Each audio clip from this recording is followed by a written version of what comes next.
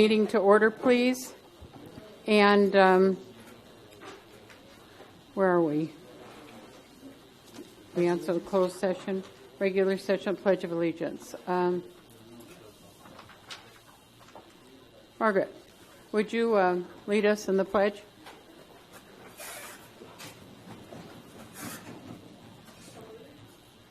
I pledge allegiance to the flag of the United States of America and to the republic for which it stands, one nation, under God, indivisible, with liberty and justice for all. I'm going to lead in the invocation if Eddie hasn't asked someone else to already do it. Okay. I'm going to ask the Lord to bless us, to give us wisdom and understanding and knowledge, to be able to listen, learn, and lead. I think we have a huge task ahead of us. We've had a huge task all along, and the further we go, the more we learn, the more we listen, and the more we lead. And I thank you, Lord, for this opportunity you've given all of us to share together and be with us, understand we're humans. Each of us ask that we look at each other in the face and understand who we are. We are people who live together, who work together, and live in a community that needs sacrifice, willingness to care, and hard work. In your name I pray. Amen. Thank you. Didn't mean to preach, it just kind of kept coming. So, okay. So we will then have... where are we? City Attorney. Thank you. Sure, Madam Mayor, members of the council. We had a number of closed session items on tonight. There were 3 litigation matters. One is identified as Calvi versus Ridgecrest. The other 2 were undisclosed litigation. In each instance, the city attorney presented a status update and report regarding those matters. There was no reportable action taken as to any of them. There was also 2 personnel matters. One involved an independent consultant, the marketing consultant. Again, the city council heard information about that from staff. There was no reportable action taken. I will note that that item is going to come up on the public agenda for action as item number 13. City Council also met to discuss performance evaluation of the city manager, and again, there was no reportable action taken on that item either. Madam Mayor and ladies and gentlemen of the City Council, that concludes my report. Thank you. All right, then we will go into presentations. We have a number of presentations. We're asking, is there anyone here from the RACVB or who is representing the tourism industry? Okay, then Mike, do you want to, is that the one you have? You want to make that from here, and then the rest will go down and make the presentation to them. A proclamation of the City of Ridgecrest, California, National Travel and Tourism Week, May 7th through 13th. Microphone. It's on. National Travel and Tourism Week, May 7th through 13th, 2017. Now it's really on. Whereas travel has a positive effect on California and the nation's economic prosperity and image abroad, it also impacts business productivity and to individual travelers' well-being. And whereas travel to and within the United States provides significant economic benefits for the nation, generating more than $2.3 trillion in economic output in 2016, with $990.3 billion spent directly by travelers. And whereas travel is among the largest private sector employers in the United States, supporting 15.3 million jobs in 2016, including 8.6 million directly in the travel industry and 6.7 million in other industries. And whereas travelers spending directly generated tax revenues of $157.8 billion for federal, state, and local governments, funds used to support essential services and programs. And whereas international travel to the United States is the nation's #1 services export, in 2016, travel generated $246 billion in exports, creating a $87 billion trade surplus for the United States And whereas meetings, events, and incentive travel are core business functions that help companies strengthen business performance, educate employees and customers, and reward business accomplishments, which in turn boost the U.S. economy, in 2016, domestic and international business travelers spent $307.2 billion. And whereas leisure travel, which accounts for more than 3/4 of all trips taken in the United States, spurs countless benefits to travelers' health and wellness, creativity, cultural awareness, education, happiness, productivity, and relationships. And whereas travel is a pillar of economic growth, creating jobs at a faster rate than other sectors, now therefore the City Council of the City of Ridgecrest does hereby proclaim May 7th through 13th, 2017 as National Travel and Tourism Week in Ridgecrest, California, and urge citizens of Ridgecrest to join in this special observance with appropriate events and commemorations. Declared the 17th day of May, 2017, signed by the mayor and the council. Thank you, sir. That's a long one. That was a long one. The next one, is there anyone here representing the armed forces? Good. Please come up, sir. Let's all go up and do this together.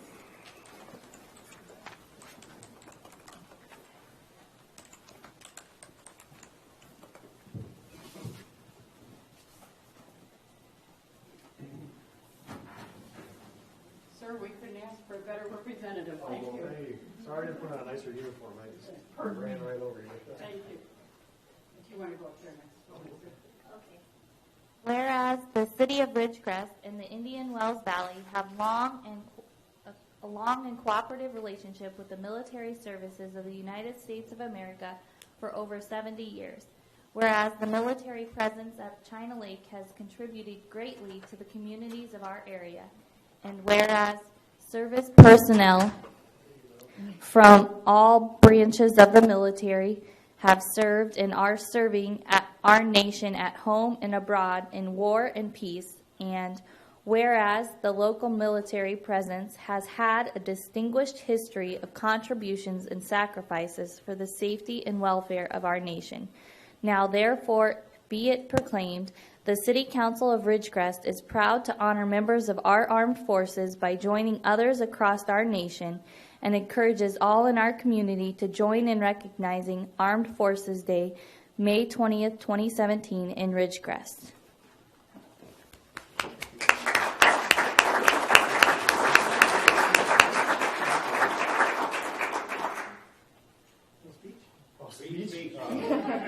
I did not prepare any speeches, but I thank you so much on behalf of all the men and women that work and live on the installation, in particular the active duty military, which number approximately 600, with our U.S. Navy, our U.S. Marine Corps. I'm sure I'm leaving somebody out, but thank you very, very much. This is very meaningful. I will definitely put this out to those that work on the base, and I appreciate it. We had today is Military Spouse Appreciation Day, so we had a luncheon and had some other activities in recognition of our spouses that provide so much tremendous support for us. And again, thank you very much, the entire council, and thanks everybody. I really appreciate it. Thank you. Thank you so much for this. Thank you. Thank you, Mayor. Appreciate it.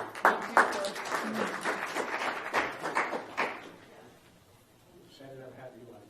Yeah, just your discretion. Come on. Like you in the front. Okay. Hey, come on. You come here. Oh, you know, You're in the front. You're in the front. Thank you. Thank you. All right. Take care. Thanks for coming. All right. Appreciate it. And the next one? You. All right. Our next one is a proclamation of the City of Ridgecrest for Emergency Medical Services Week, May 21st through 27th. Whereas Emergency Medical Services is a vital public service, and the members of Emergency Medical Services teams are ready to provide life-saving care to those who need 24 hours a day, 7 days a week. And whereas access to quality emergency care dramatically improves the survival and recovery rate of those who experience sudden illness or injury, and the emergency medical service system consists of first responders, emergency medical technicians, paramedics, firefighters, educators, administrators, emergency nurses, physicians, and others. whereas the members of these teams, whether career or volunteer, engage in thousands of hours of specialized training, continuing education to enhance their life-saving skills, and it is appropriate to recognize the value and the accomplishments of their services providers by designating Emergency Medical Services Week. Now, therefore, we, the City Council of the City of Ridgecrest, California, in recognition of this event, do hereby proclaim this week, May 21st through the 27th, as Emergency Medical Services Week. With the theme EMS Strong, we encourage the community to observe this week with appropriate programs, ceremonies, and activities to extend a heartfelt thank you to all of our first responders in this community. Proclaim the 17th day of May, 2017, Peggy Breeden, Mayor, and our City Council. So thank you.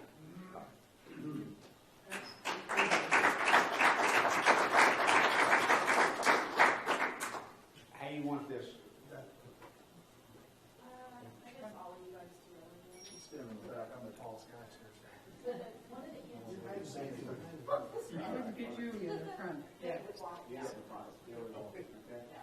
Perfect. I'm hiding right here. I'm hiding right here.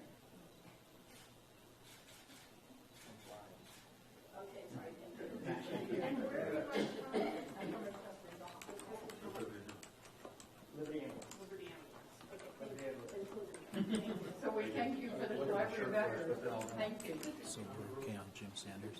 Yes, I'm emailing him right now.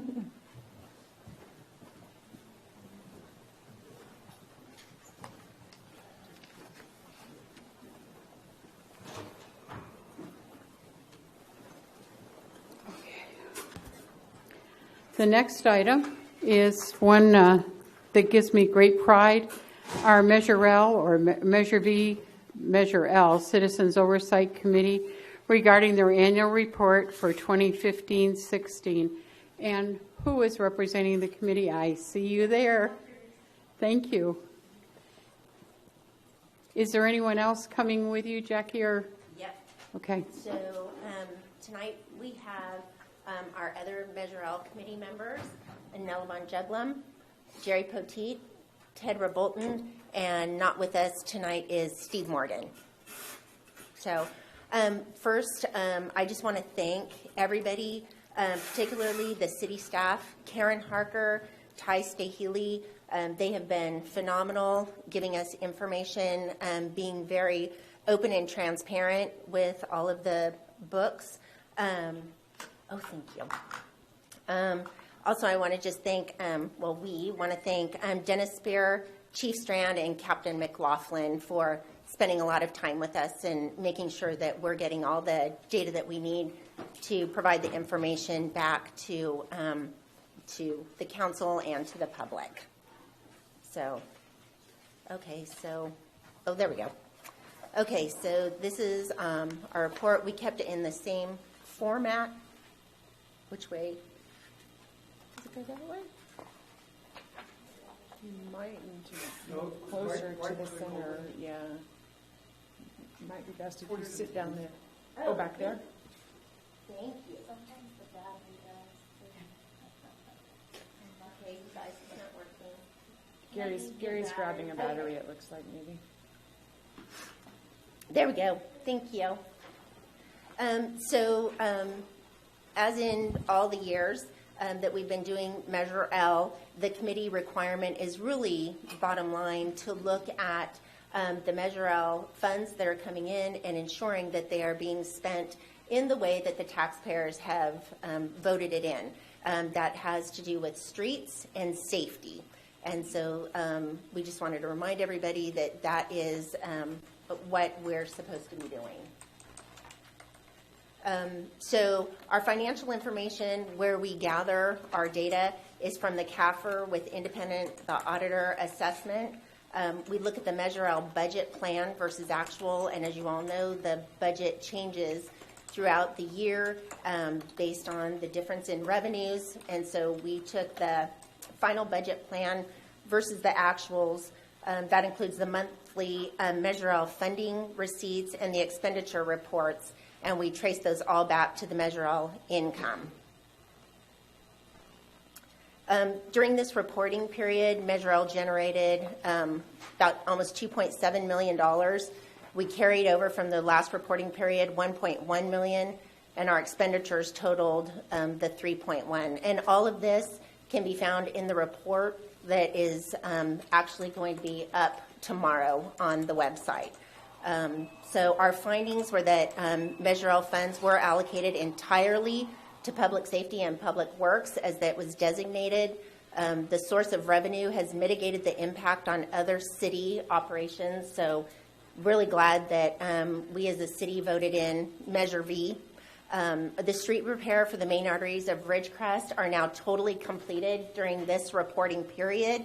So that's a pretty big deal. And TAB funding for the street work has been completely exhausted at this point in time. So our recommendations are just that the unencumbered carryover of the little over $400K be used solely on street maintenance and repair, just to ensure that we can continue in the stride, because it seems like now that we are in the fourth year, we're really picking up momentum, and the Public Works Department, and they're doing a really good job. We also think that a budget should be set aside from Measure L, so that if any state funds are available, federal and state, then there's some matching funding available. So here's just a breakout of the Measure L funds during this reporting period and what everything was spent on. Again, there's a lot more detail in the report that will be on the website. The big deal seems to be street maintenance. That seems to be what all of us get asked about often. So the funds paid, bless you. The funds paid for labor were to cap, prepare, and rehabilitate the streets. We did not pay for any equipment this year, or Measure L didn't pay for any equipment to do the streets. They used existing equipment, of course, so this is paying for labor and materials. So what we did is we did a breakdown of the projects that were, the cold mix cap. We did the prep street services, and then there's an itemized detail on the next one that shows the streets that were chip sealed and slurried. And so we broke it out, and there are maps, again, in the report, so there's more of a visual in the report that's going to be up tomorrow. So our findings are that the Measure L funds were allocated entirely as they were supposed to be, which is consistent with the prior reporting periods for Measure L funds. Street repair for the 4-lane arteries are complete during this time as planned. Annual spending on street maintenance is less than the $1.5 million over the 15 years that was recommended in the Public Works Pavement Management Study. But Measure L is used to pay for close to half of the police officers for this fiscal year, which again is consistent with the reporting period. And again, there's a breakout in the report. And TAB funding, we just want to make sure everybody recognizes that TAB funding for street work has been exhausted. So that's just a nice little recap of everything that's going to be in the report. So any questions? Any questions from council? Great. I would like to thank you. You are probably one of the most important committees and functions. This does not take away from any way all the other groups who make this city what it is, but you are charged to represent the people and come in and give us an honest opinion of exactly what you saw, what was done.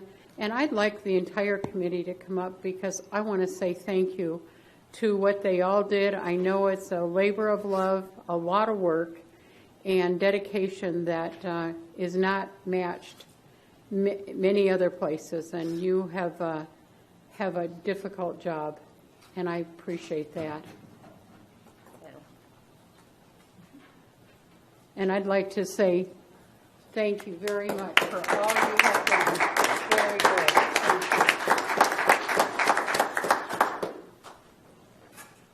Thank you. Okay. Is there any question from the public on that? Okay, thank you very much. Okay, the next one is a presentation of the city manager's recommended draft budget for fiscal year 2017-18. This is coming from the Finance Committee. And I'm sorry, not the Finance Committee, but from Dennis. Sorry, my apologies.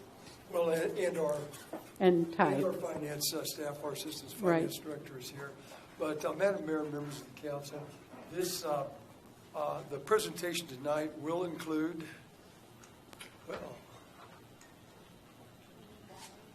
an overview of the proposed budget, a review of the goals, perspective, process, funds, activities, observations, principles, conditions, constraints, changes, challenges, and priorities. And it'll be followed by a presentation of the proposed budget itself by the Assistant Finance Director from our Finance Department. That is Ms. Tess Long. The purpose of the budget presentation is to introduce the draft budget for fiscal year 17-18. The draft budget reflects a baseline budget. Requests for Measure V funds are indicated separately as a line item. In terms of an overview, the proposed presentations of the individual budget lines first include the general fund, including the city council, the city manager, legal, administrative services,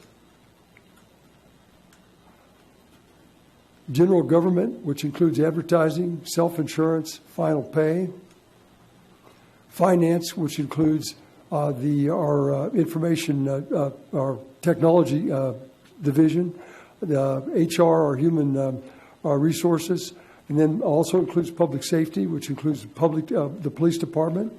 It includes code enforcement, includes our fire contract, and also includes community development, which as part of community development is building permits, planning, and development services.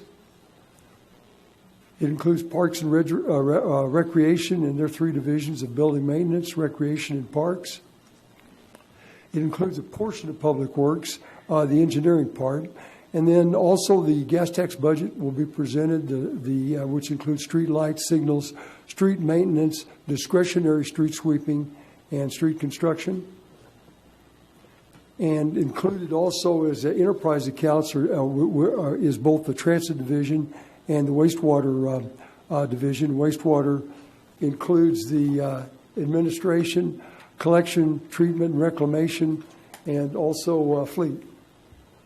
In terms of reviewing the budget goals, first to protect the core services for citizens, to make difficult but necessary decisions for future fiscal stability, to increase transparency, particularly with the Measure V and the TAB reporting, to reduce reliance on one-time funds, to increase general fund reserves, to position the city for future opportunities, to decrease liability.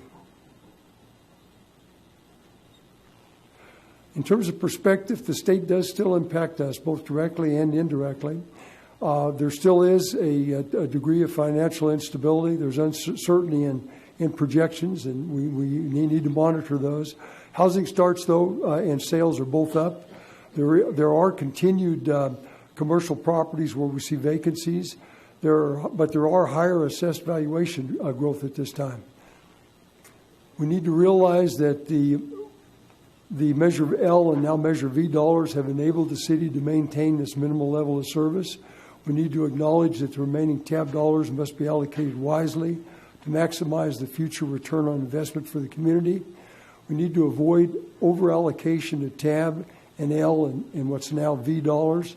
And the dissolution of the RDA created the general fund shortfall that we've experienced over the last 4 or 5 years. And then there's also the additional cost due to the elimination and the repayment of the wastewater franchise fees. In terms of process, the budget instructions were issued to the departments. Preliminary budgets were submitted by departments. Budgets were reviewed by the city manager and the finance director. Revised revenue projections were made. Revised preliminary budget is now being submitted to the city council. Following will be budget hearings, budget revisions, and budget adoption. In terms of the funds that are used, the primary funds that we use in our budget, there are usually 8 typical municipality funds, but primarily we use four. One's the general fund. That's revenues for general operations and administration. We also use special revenue funds where there are special sources for special purposes. We have enterprise funds where we have business type operations or user charges or their special sources of revenue. And then we also use very limited, I think we have 2 or 3 internal service funds where there are transactions within the city.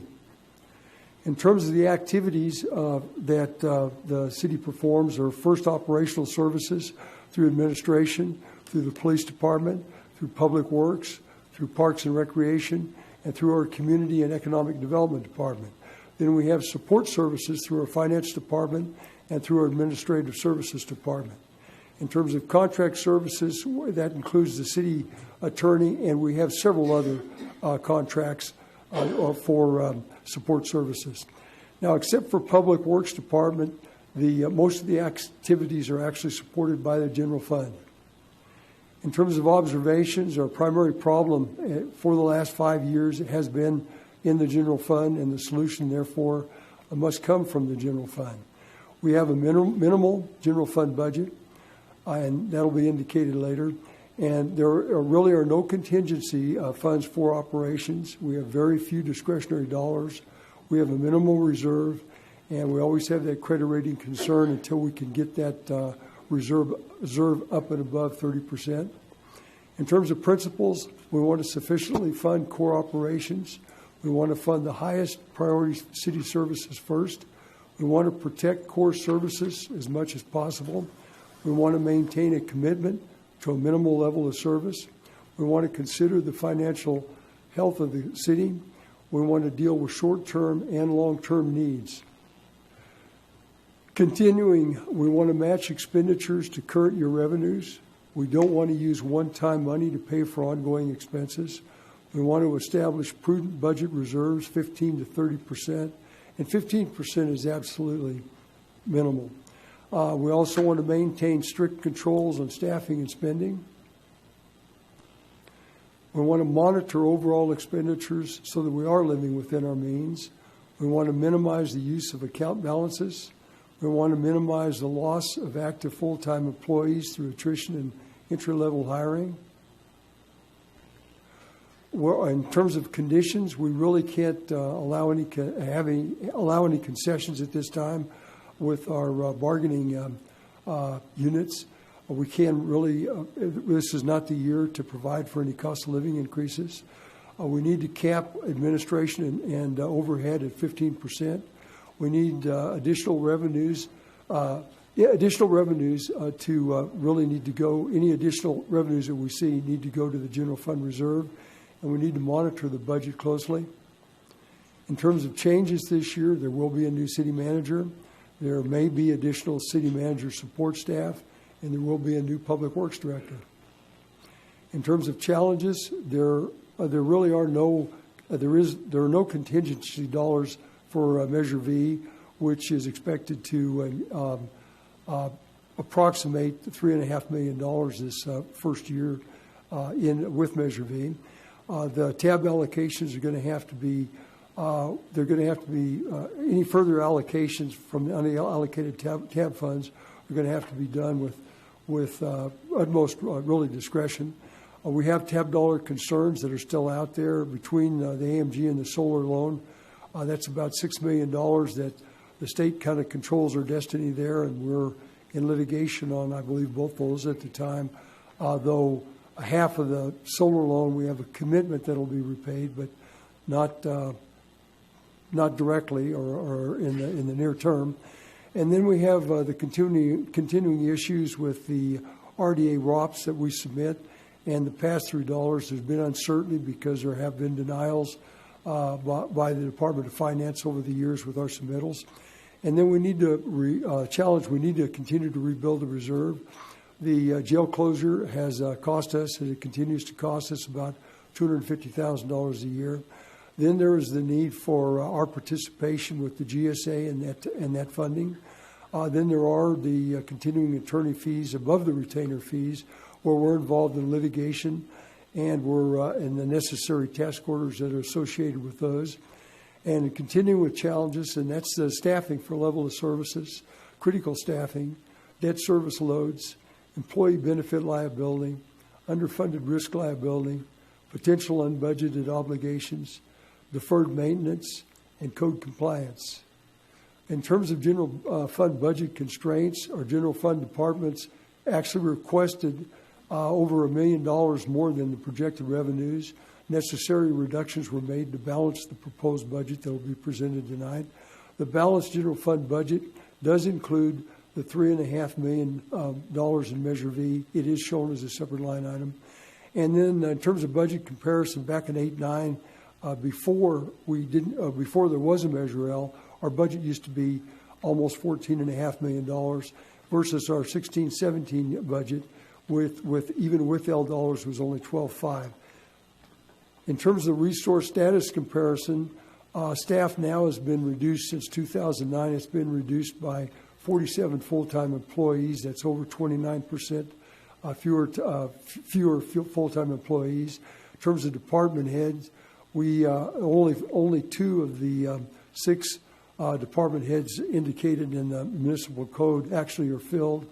We have no administrative services director, no community development director, no Parks and Recreation director, and we have no Public Works director, though I fill in at that role. And so we have a very small executive management team, and we have a reduced ability, therefore, to perform the key functions of executive management. And in terms also of comparison, we have a loss of participation, experience, expertise, and associations. We have fewer resources available. So we need to focus on the essential core services. In terms of priorities, we have the general hierarchy of needs, but more specifically, we have public safety, which is police, infrastructure, which is public works, and also parks, and sustainable economic growth, and community quality of life, and leadership and administration. In summary, the financial situation is stable, but it is somewhat improved. We need to follow our goals, our principles, and conditions in budget approval.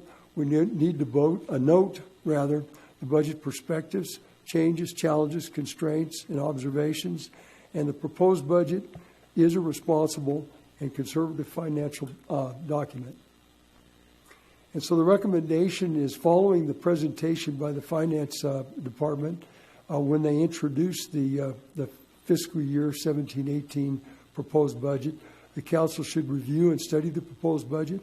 They should schedule the budget hearings, and as has been commented on by council, or alternatively direct the proposed budget to the Finance Committee, then schedule the budget hearings, and then finally conduct the budget hearings. And at the budget hearings, the council should consider and discuss the issues and impacts. They should seek staff input. They should consider public comments. The council should make determinations pertaining to budget revisions, including Measure V dollars. The council should provide direction to staff based on their determinations. The council may receive and review a revised budget. The council may adopt the 2017 budget at a subsequent meeting.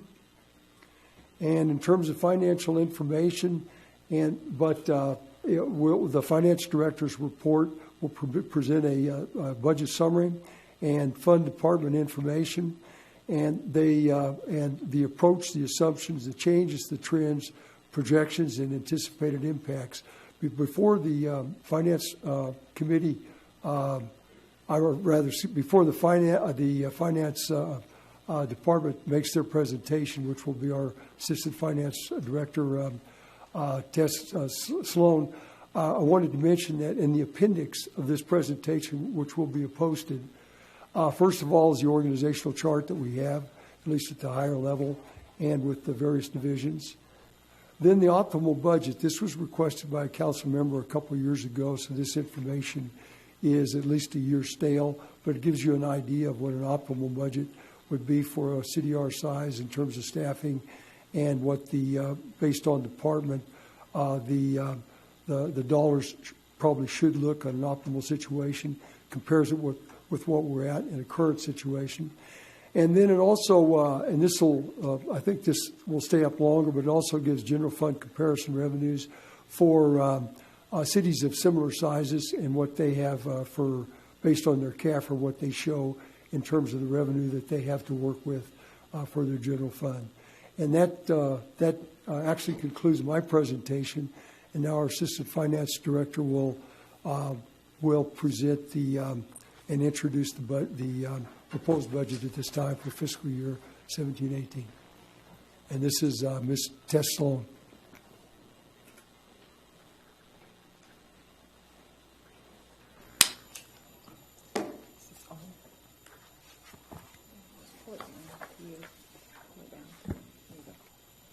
Good evening, everyone. Since the Finance Director is on leave, I will present the PowerPoint presentation that he prepared before he went on his leave. The presentation is basically an overview of the proposed draft budget for fiscal year 2018. The first part of the presentation will show the comparison of the city's financial data with other agencies, and after that, we'll go over with the overview of the general fund budget separated by revenue first, and then the expenditures, and then a summarized proposed budget for the other funds other than the general fund. And the last part of the overview will be a list of operational changes that were included in the budget, and non-operational costs that are also included in the budgets, and other items that were discussed during the budget development but were not included in the proposed budget. Okay. This table is the same one that the city manager showed earlier. Just shows we took 12 other cities of the same similar population densities as Ridgecrest, showing that we took their general fund revenue for fiscal year 2015 to compare it with the city, and with City of Monterey and Burlingame having over $60 million in general fund revenue compared to City of Ridgecrest in fiscal year 2015 only having $11,680,000. The next table shows the list of all the cities in the Kern County and the percentage of property tax that each city collects. This means that for every 100, for example, for City of Ridgecrest shows that we have 5.62%. This means that for every $100 that you pay to the county for your property tax, the city only gets $5.62. And we're second to the lowest, with City of Arvin being the lowest.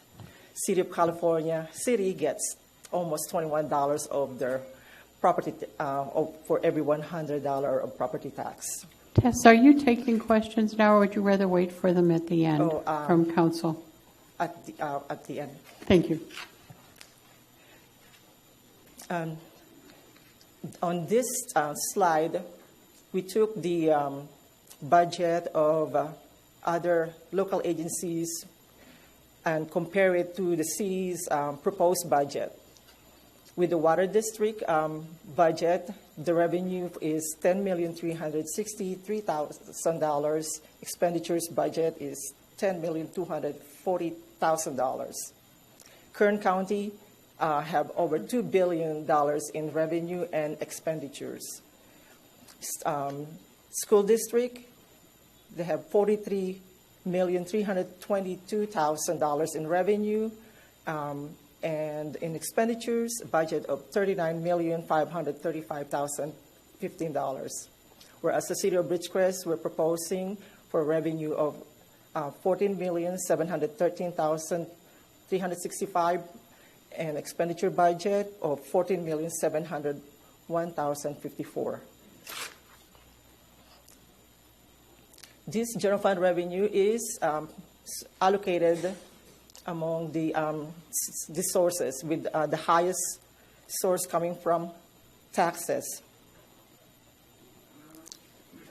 and the rest are coming from other sources like fines, intergovernmental interest, license, and permits. Being taxes highest a source of our revenue, we are showing you this right now where these taxes are coming from. 37% of it's coming from Measure B,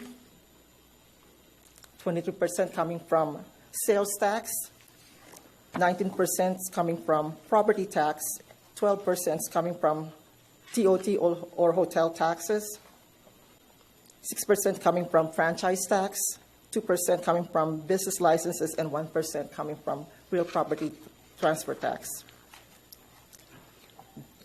The next slide shows more of the detailed information of the source of revenue rather than percentages. And included in this list too is the comparison of the proposed budget with the last 3 fiscal years, with the first 2 fiscal years being audited data. And the fiscal year 2017 is the year-end projection. For fiscal year 2015, the general fund revenue was $14,127,000.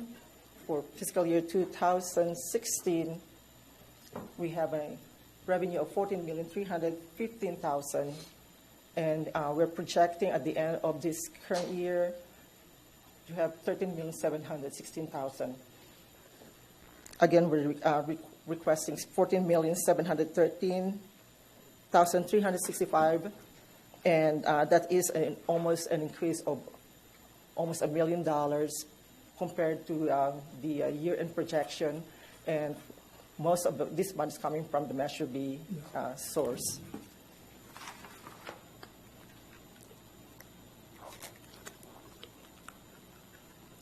The next slide is now the general fund expenditures.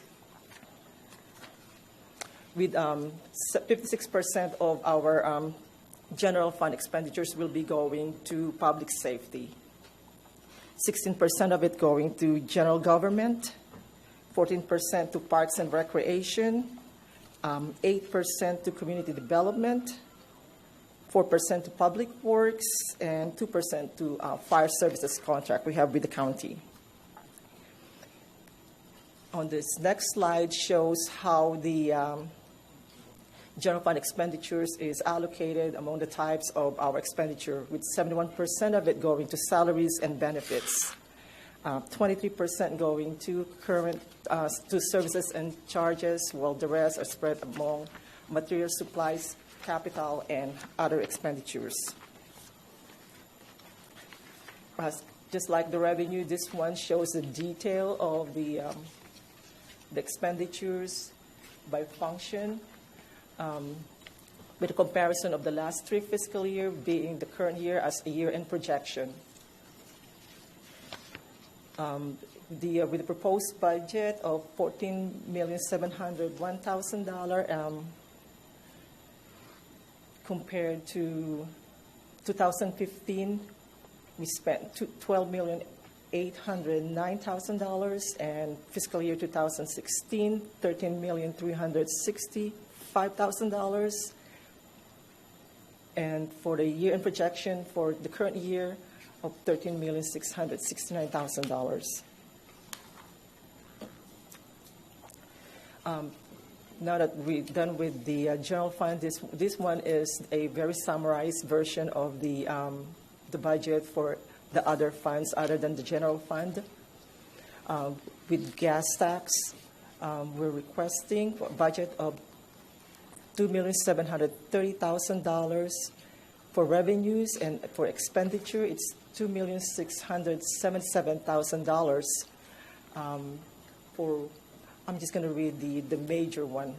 The transit, the budget of $1,161,000 for revenue and expenditures of $1,214,000. Wastewater, revenue of $6,638,000 and expenditures of $2,059,000. redevelopment. We're requesting revenue of $3,929,000 and expenditures of $4,852,000.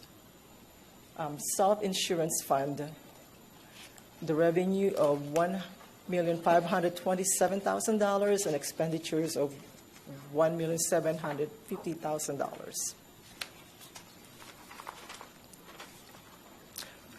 During the development of the budget, there were anticipated operational changes with corresponding costs and as well as some non-operational costs that were included in the budget. These are the operational costs that were included. For a Public Works Director, we added $200,000 for salaries and benefits, and shifting of one officer to Prop 172 funding, that's $175,000. Anticipated Police Department attrition savings of $200,000, and increase in legal budget of $85,000 over the 2017 budget baseline. For the non-operational costs, this budget includes the self-insurance catch-up, a total impact of $300,000 impact on the general fund. Building permits catch-up, $174,000, and a true-up of the overhead charges to other funds, which reduce the incoming transfer to the general fund by $464,000. Items that were not included in the budget but were discussed, additional city manager support staffing, salary survey, funding for Parks Benefit Assessment District study, other critical staffing, GSA, economic development, deferred facility maintenance, additional street match money. This concludes the presentation. The budget documents and exhibits are available now online. I'm sure you have lots of questions, but since I am just the messenger right now, I'm not involved during the development of this budget. Please save your question for the budget hearing that you guys are about to schedule after this presentation. Okay. Well, Council, I wanted to mention, too, this was basically, as part of the presentation by the Finance Department, it was basically the summary. There are the detail sheets, and those are posted, too, right? The details of sheets would be online right now. So the entire budget with the detail sheets will be posted online, but I'll make sure that they're sent directly to the council members tomorrow, along with the 2 PowerPoints. The PowerPoints will also be posted online. I have a lot of questions, but I suspect then we're not going to get answers tonight, so we will do them at our budget hearing. How is that anticipated? Well, the council had indicated that they may want to direct the budget that is presented tonight to the Finance Committee. Right. And if that's your pleasure, then you can make that direction, and then following the review by the Finance Committee, the council can schedule the budget hearings. I would like it to go to Finance Committee, but I also would like it to come back to us where the public and the council can be involved. I know in the past years we've had times on Friday and Saturday where almost all day we spent going over the budget in great detail. I would like to be able to have that opportunity again after the Finance Committee has looked at it. That is the budget hearings, right? Yeah. Okay. So are we going to set up a special meeting for the Budget Committee? Are you waiting to go to the next normal meeting? Well, typically at this time, the council would schedule the budget hearings, but because of this, my understanding, the council wanted to send this to the Finance Committee. That may be your next step if that's what you'd like to do. Can we have a special Finance Committee meeting?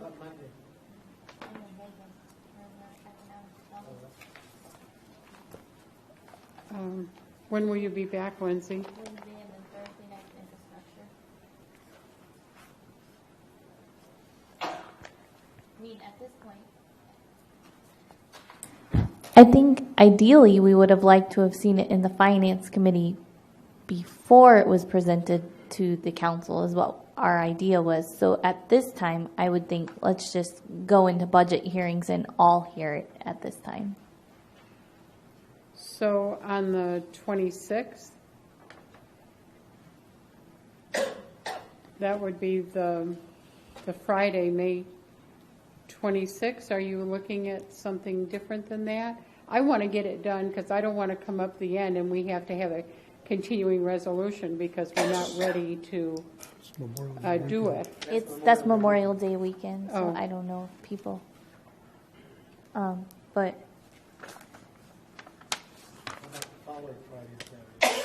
we could either do, Second and the third? well, we have this weird week, the 30th, 31st, 1st, and 2nd, Do, yeah.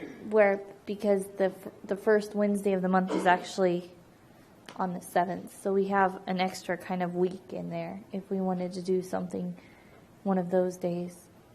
Like the 29th and 30th, is that what you're saying? Maybe the 30th and 31st, because 29th is still Memorial Day, so I don't. Okay, sorry. We don't take vacations at my business, so. Well, I'm Okay. just. I know what you're saying. Thank you, Lindsay. So the 30th and 31st, we have budget hearings? Budget meetings, budget, that's Tuesday and a Wednesday. It's a 5th Tuesday and a 5th Wednesday. So there wouldn't be any other committees meeting. That's a great idea. And the only person we need to check with would be Councilman Thomas. And Eddie, and, That's Eddie, yeah. yeah. Can't check the calendar. I would propose that these utilities schedule those at 5 o'clock each night. Yeah. Fine. Yeah, I mean, we could tell him that we thought of the 30th, 31st. I don't think Thursday nights he can't do, but I know that. He has his church obligation. You can't do Thursday? No, he can't. I He know can't. Eddie can't do Thursday nights. Yeah. But, so I would say 30th, 31st, and then maybe the 2nd, I guess. Now, I'm not sure what kind of budget detail we're going to see. Is it similar the way it was last year? And Yes. so we'll see it in significant detail? Yes. I'd also like to request that the department heads come make the presentation of what they had requested too. So, department heads and or managers, section, whatever you'd like to call them. Is that any problem, you think, Mr. Spear? No. Okay, so then tentatively, we've got the meeting set up for 5 PM on the 30th and the 31st with department heads and or managers to go over our budget. And are we expecting resolution at that meetings? Or does it come back to council? Yeah, because I would like to see it come back. It has been done either way. I think probably more often is there's kind of a general consensus at the conclusion of the budget hearings, and then it returns to council for final approval. It's been done that way too. I know that's the way we've done it when Mike and I have been on here. And Well, Eddie. when we arrange the agenda, we'll have it prepared so that you could act, but I know that it has come back to council at a regular meeting for final approval. On the 7th, then? Is that what you're anticipating? That, based on this time frame, yes. Okay. Would it be What, I think it would be appropriate to approve it in regular council. Yes. yeah. Okay. Now, if we can't come to an agreement on the 7th, does that impact our ability to continue to fund our projects? No, not at all, because the fiscal year ends June 30th. That's right. And Okay. state law requires that you adopt your budget by June 30th. Okay, so- a whole nother council meeting. Yeah, we could always have another special meeting or another council meeting. Okay. As long as we get it in and we have time to do due diligence and see it. Okay. All right, is there anything else on that item that we want to discuss? Okay. So is there any public comment on that? Okay, then we will go to public comment. Persons wishing to address the council on matters that are within the council's jurisdiction and do not already appear on the agenda may do so at this time. Pursuant to the Brown Act, the City Council may not take action on an item that does not appear on the agenda. Speakers are limited to 5 minutes. Public comment extension of the agenda is limited to a total of 1 hour. Each speaker is asked to provide his or her name. Public comment, please.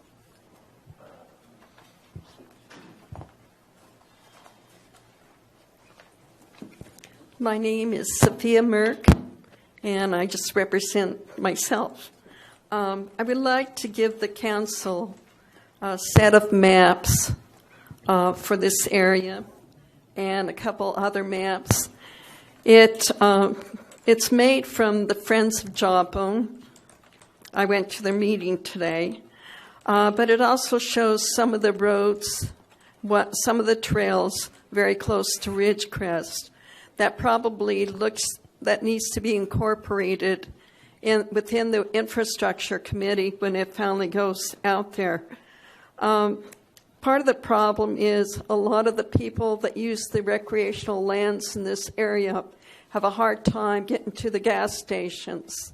And so I know the city has been working on it. The chief has worked on it a little bit. Everybody's worked on it a little bit.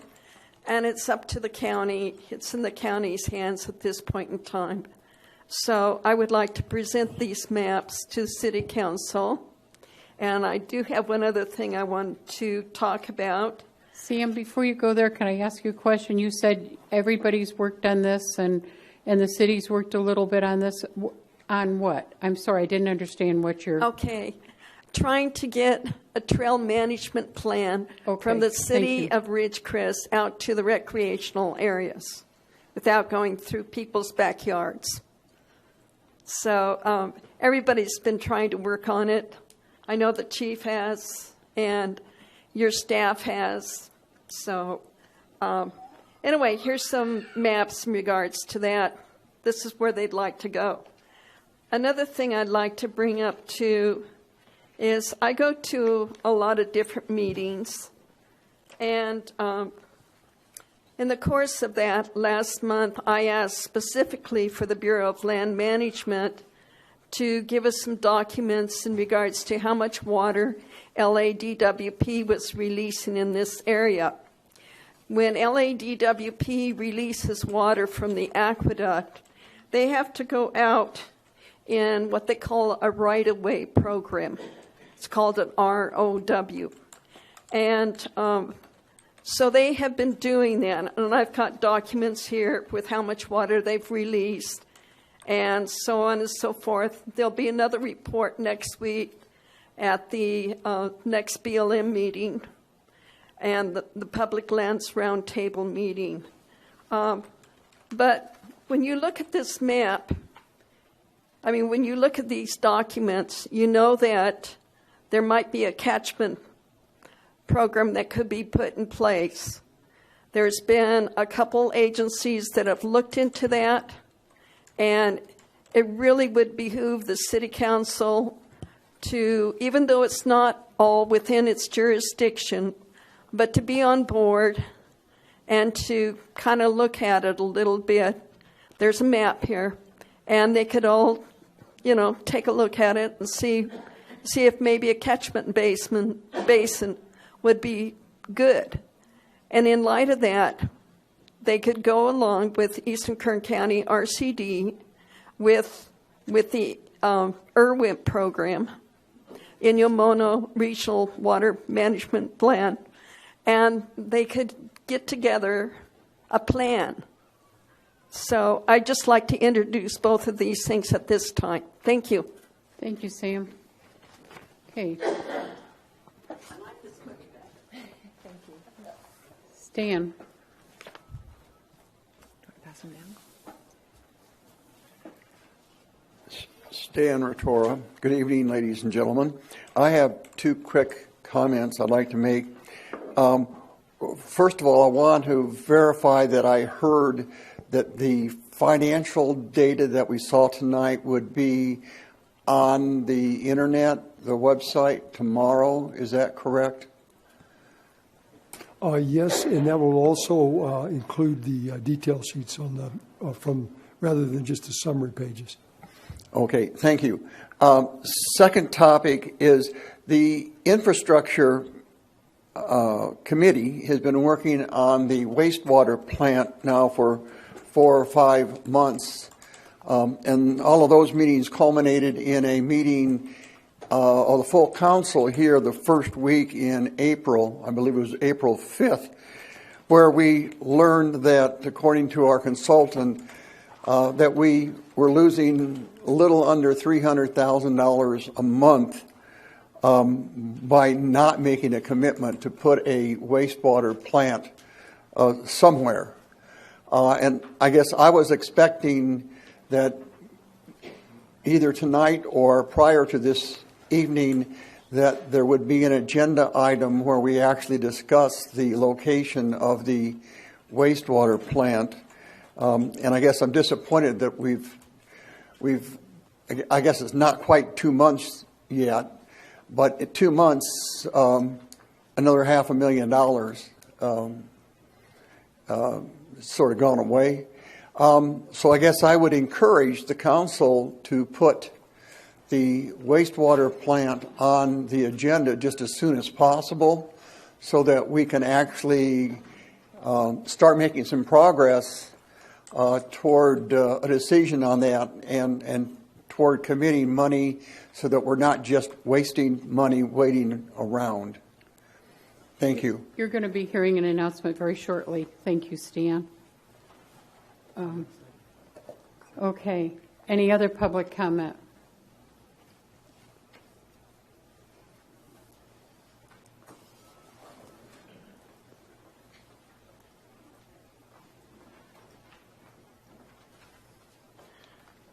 Ronald Porter. I guess today I think we need to look back and see what we actually did to one of our citizens again. I know you don't want to hear this, but probably the most frightening part of what just occurred in the court, not only did the city violate the law by allowing this contract attorney to do it, but more important is the conservator failed to protect the other party. He sold the property at 50 cents on the dollar, and I did a check. He had an obligation to watch over that. The court, which we have courts today for a simple reason, in a civil society we need courts. But those courts have to administer justice. We threw a gentleman off his property simply because we used the law inappropriately, claiming health violations. The only 2 health violations that I saw throughout the whole process was maybe his peacocks and a car leaked. I'm ashamed of the city because we actually did this. Well, it may have disturbed people because they considered it trashy and otherwise. We need to look back and say there's a better way to do this. And I have a really serious problem with the way they took the property and didn't protect his rights. I'd like to make a comment about the court, but that's only secondhand, and I can't do that. That would be inappropriate. But I think the judge completely failed to protect his rights. In a civil society, we rely on the courts so we can have a civil society. Unfortunately, we're in a process right now where the average person doesn't have access to the courts. They can't afford them. The courts allow and give us the opportunity to resolve issues before an unbiased party. But when they take those issues and the cost becomes so great that we know we can no longer resolve them at that level, it's a very dangerous situation, and this country's entering it right now, is anarchy. When they can no longer resolve it in a civil matter and can no longer afford to resolve it in a civil matter, it comes down to physical force. And that's something none of us want. And we have to be very cautious and watch over what we're doing.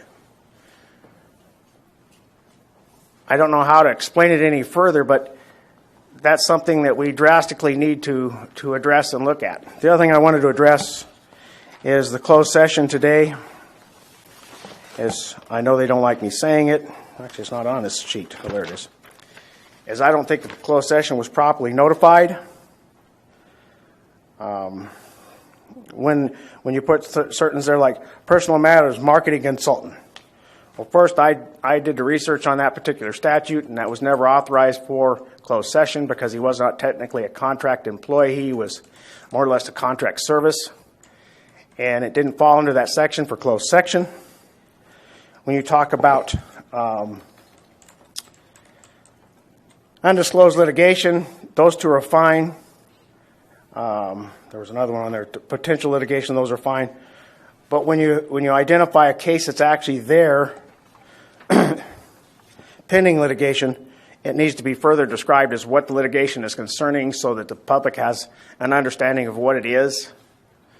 It might be, the litigation might be over the fact that there was a pothole and that particular gentleman hit the pothole. He's suing the city for the damage to his front end. But that's information that the public needs to know, and it's required by California law that it's put in there. The Brown Act was not written to benefit the city or the government. It's benefit the people's ability to know and participate in their government. When you do not provide that information, it is a violation of the law, and it disrupts the ability of the people to actually participate in their government. Thank you. Thank you, sir. Is there any other public comment? Okay, we're going to go to council announcements. Lindsay? I'm good, thank you. Wallace? There's a fundraiser bingo May 20th at the Kerr McGee Center, and pre-sale tickets of 20 games for $40, and it's for the Ridgecrest Lions Club and Knights of Columbus, and all proceeds go for the community 4th of July celebration. And I really encourage everybody to come do this. They made a beautiful presentation at the last meeting for those of you who that weren't here. The cost of fireworks, pardon the pun, are going up. And its cost for everything are going up. And it's very difficult for them to put this magnificent show that they do on for what they do. They do a terrific job, so I invite everybody to come and do that. So, okay. Thank you. Mike and I have two joint announcements we'd like to share with you. We had a meeting with Congressman McCarthy's representative, Kyle Lombardi, here last Friday, and he asked our help in infrastructure. And since President Trump has indicated that there is potentially $1 trillion in infrastructure improvements, they are looking for requests from us. The first one is that it must be shovel-ready, that we don't have to go out for engineering on it, that they would like to know what we would like to see both from as a council and as the public. And so if you see something that you would like to be done, send it to us at the council at our email so we can begin to work on it also. Remember, shovel-ready is the key. One of the issues that I thought was important was that broadband may be a potential. We have some projects that were not quite shovel-ready, but weren't far from it. And so I would ask the Broadband Committee, I know that they have spent a lot of time working on this over the past number of years, and I would like them to come back and look and see how close we are to that. Of the monies that are available, we want to see if some of those can come back here and how they can both help our infrastructure and indeed begin to impact our economic development too. So if you have something you'd like to see, he defined infrastructure first as bridges, and we didn't think there were too many bridges around here that we would probably need or get infrastructure dollars for, but the roads, streets, buildings, things that were infrastructure-wise as far as water, as far as all the other opportunities there are there. And the key was doing it on a on a shovel-ready. He must have said that, how many times, Mike? I was going to say half a dozen times.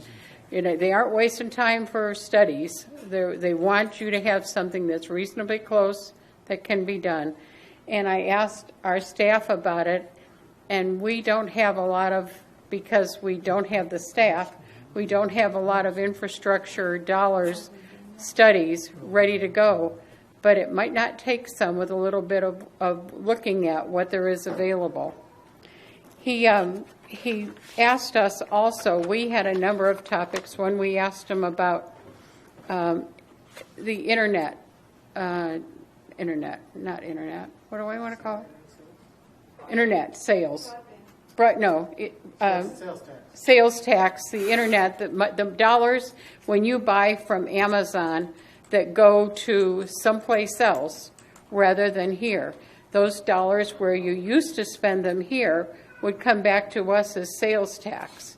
And so he gave us a number of ideas of where we could look to go for that. The first one was the U.S. Economic Development Administration, and there are dollars. Now, as he said, very little of this internet tax dollars is going to come back through the federal government because it's a state government and it is shared with the county and the state. Cities get none except those that are located inside the city. So he also gave us a couple of other, and I'm going to give them to Dennis. One is the Federal New Tax Market Credit Corporation, and it has 39% of its dollars is available to cities. So we're going to look at those and see if there's dollars that can come back that will essentially and hopefully begin to replace the dollars that are being lost to the sales on the internet and no sales tax coming back here. Mike, he also talked about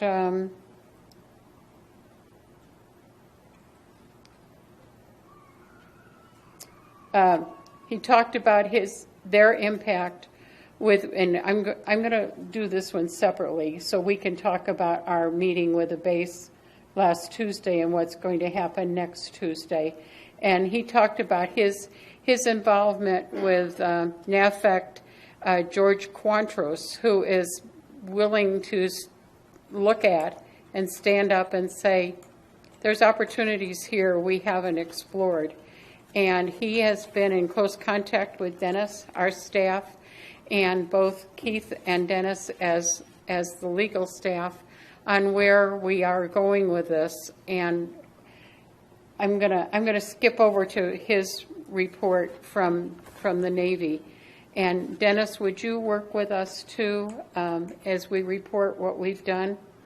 On last Tuesday, we had a meeting with Commander Longbottom and Captain Dale, and we presented where we are with the possibility of locating the sewer treatment plant on the base and or in the city or solely in the city. And the impacts we needed to look at is how we are going to deal with, as Stan has reported and said over and over again, the numbers of dollars it's going to cost us to put in the city or to keep it on the base, where we're going to go with that. The Navy, our local Navy, has come around and is willing to go to San Diego, and the people from San Diego are going to be here next Tuesday the 23rd, is that correct? Tuesday the 23rd, and talk to us and listen about what we want. Not what they need, what we want, how we can make it happen. Their needs are very important because when you look at how we're going to deal with the Tui Chub, if we pull all our wastewater treatment off the base, the Tui Chub still has to exist. How we're going to deal with intertie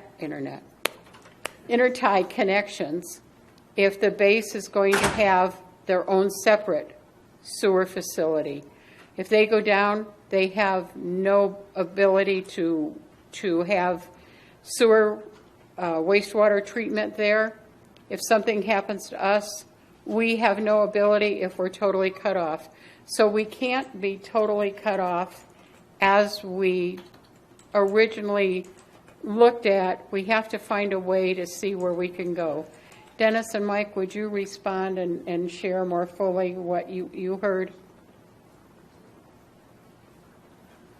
Go ahead, Mike. The meeting was very informative with the local base.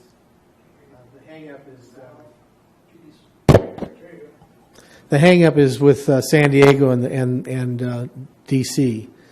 And San Diego is going to be in our meeting next Tuesday to try to work out the deals to get D.C. to sign off on what we need in order to be able to get the financing we need to start the. I feel, and I think Peggy feels, that we'd all be better off if we can work things out and have it on the base. Just for general things. If we move ours off the base, then they are probably going to have to buy water from us because they're not going to have enough water generated on base for both the golf course and keeping the Chewy Chub going. So anyway, that's where we are now, Stan, is we're going to be meeting with everyone on Tuesday and try to get this whole matter resolved so we can move on with whichever way we're going to go. So we haven't been just sitting idly by and not going. And I wanted to comment to you when you made your comments, but Peggy had other intentions, which was right now. So, Dennis, would you? Yes, no. Everything that was just stated is very, I believe, is very positive. I know that China Lake NAS, I felt that they were very, very receptive, both in terms of our need and in terms of our approach. I think Captain Longbottom made a very good suggestion that if San Diego buys in, I think we would be able to move forward. Just because it's the legal department down there that we're dealing with, they've invited our attorneys, and just to let you know, our bond counsel will be there in person, as well as I understand a representative from our city attorney's office. So instead of just having their legal people come up from San Diego, we'll have our folks there. And because it is scheduled for a 4-hour meeting, and I in fact reserved the room for the entire day, I hope that we can actually come to a resolution next Tuesday. I feel very positive about it, in fact. It is not open to the public at this point in time. It's going to be here in the city on the 23rd. And so we will report to you as soon as we can, because we have to go back to the Secretary of the Navy and get his buy-in. So that's where we are. Okay, so the next item, there is no other council announcements. Is that correct? Pardon me? May I say something real quick? Certainly. I think... Please come up here so it can be transmitted. I just want, it was for your idea for infrastructure. Oh, well then could you just email that to us, or? Oh, it's just real quick. But we have, for years, it's our drainage plan in the city. I think we have the plan drawn up, but we've never had the money for it, for emergency drainage. Just something you might want to think about for your infrastructure. Okay. We do have an adopted master drainage plan. Right, but I said it might be close enough for ready, is all I'm saying. Yeah. He's suggesting maybe we get some money from the federal. Yeah. I think that was an approach on the Okay, thank you. All right, so then we are going to come on to the consent calendar. All items on the consent calendar are considered to be routine by city staff and will be approved in one motion if no member of the council or the public wishes to comment or ask questions. If comment or discussion is desired by anyone, that item may be removed from the consent calendar and will be considered separately with public comment before action is taken. Do any members of the council wish to have any of the items pulled? 7. 7. Okay. 9. I just want to discuss 9 for a little bit. 9, okay. Does the public, I will read them all, but does anyone from the public want to pull any of the other items? Pardon me? All right, I will, thank you.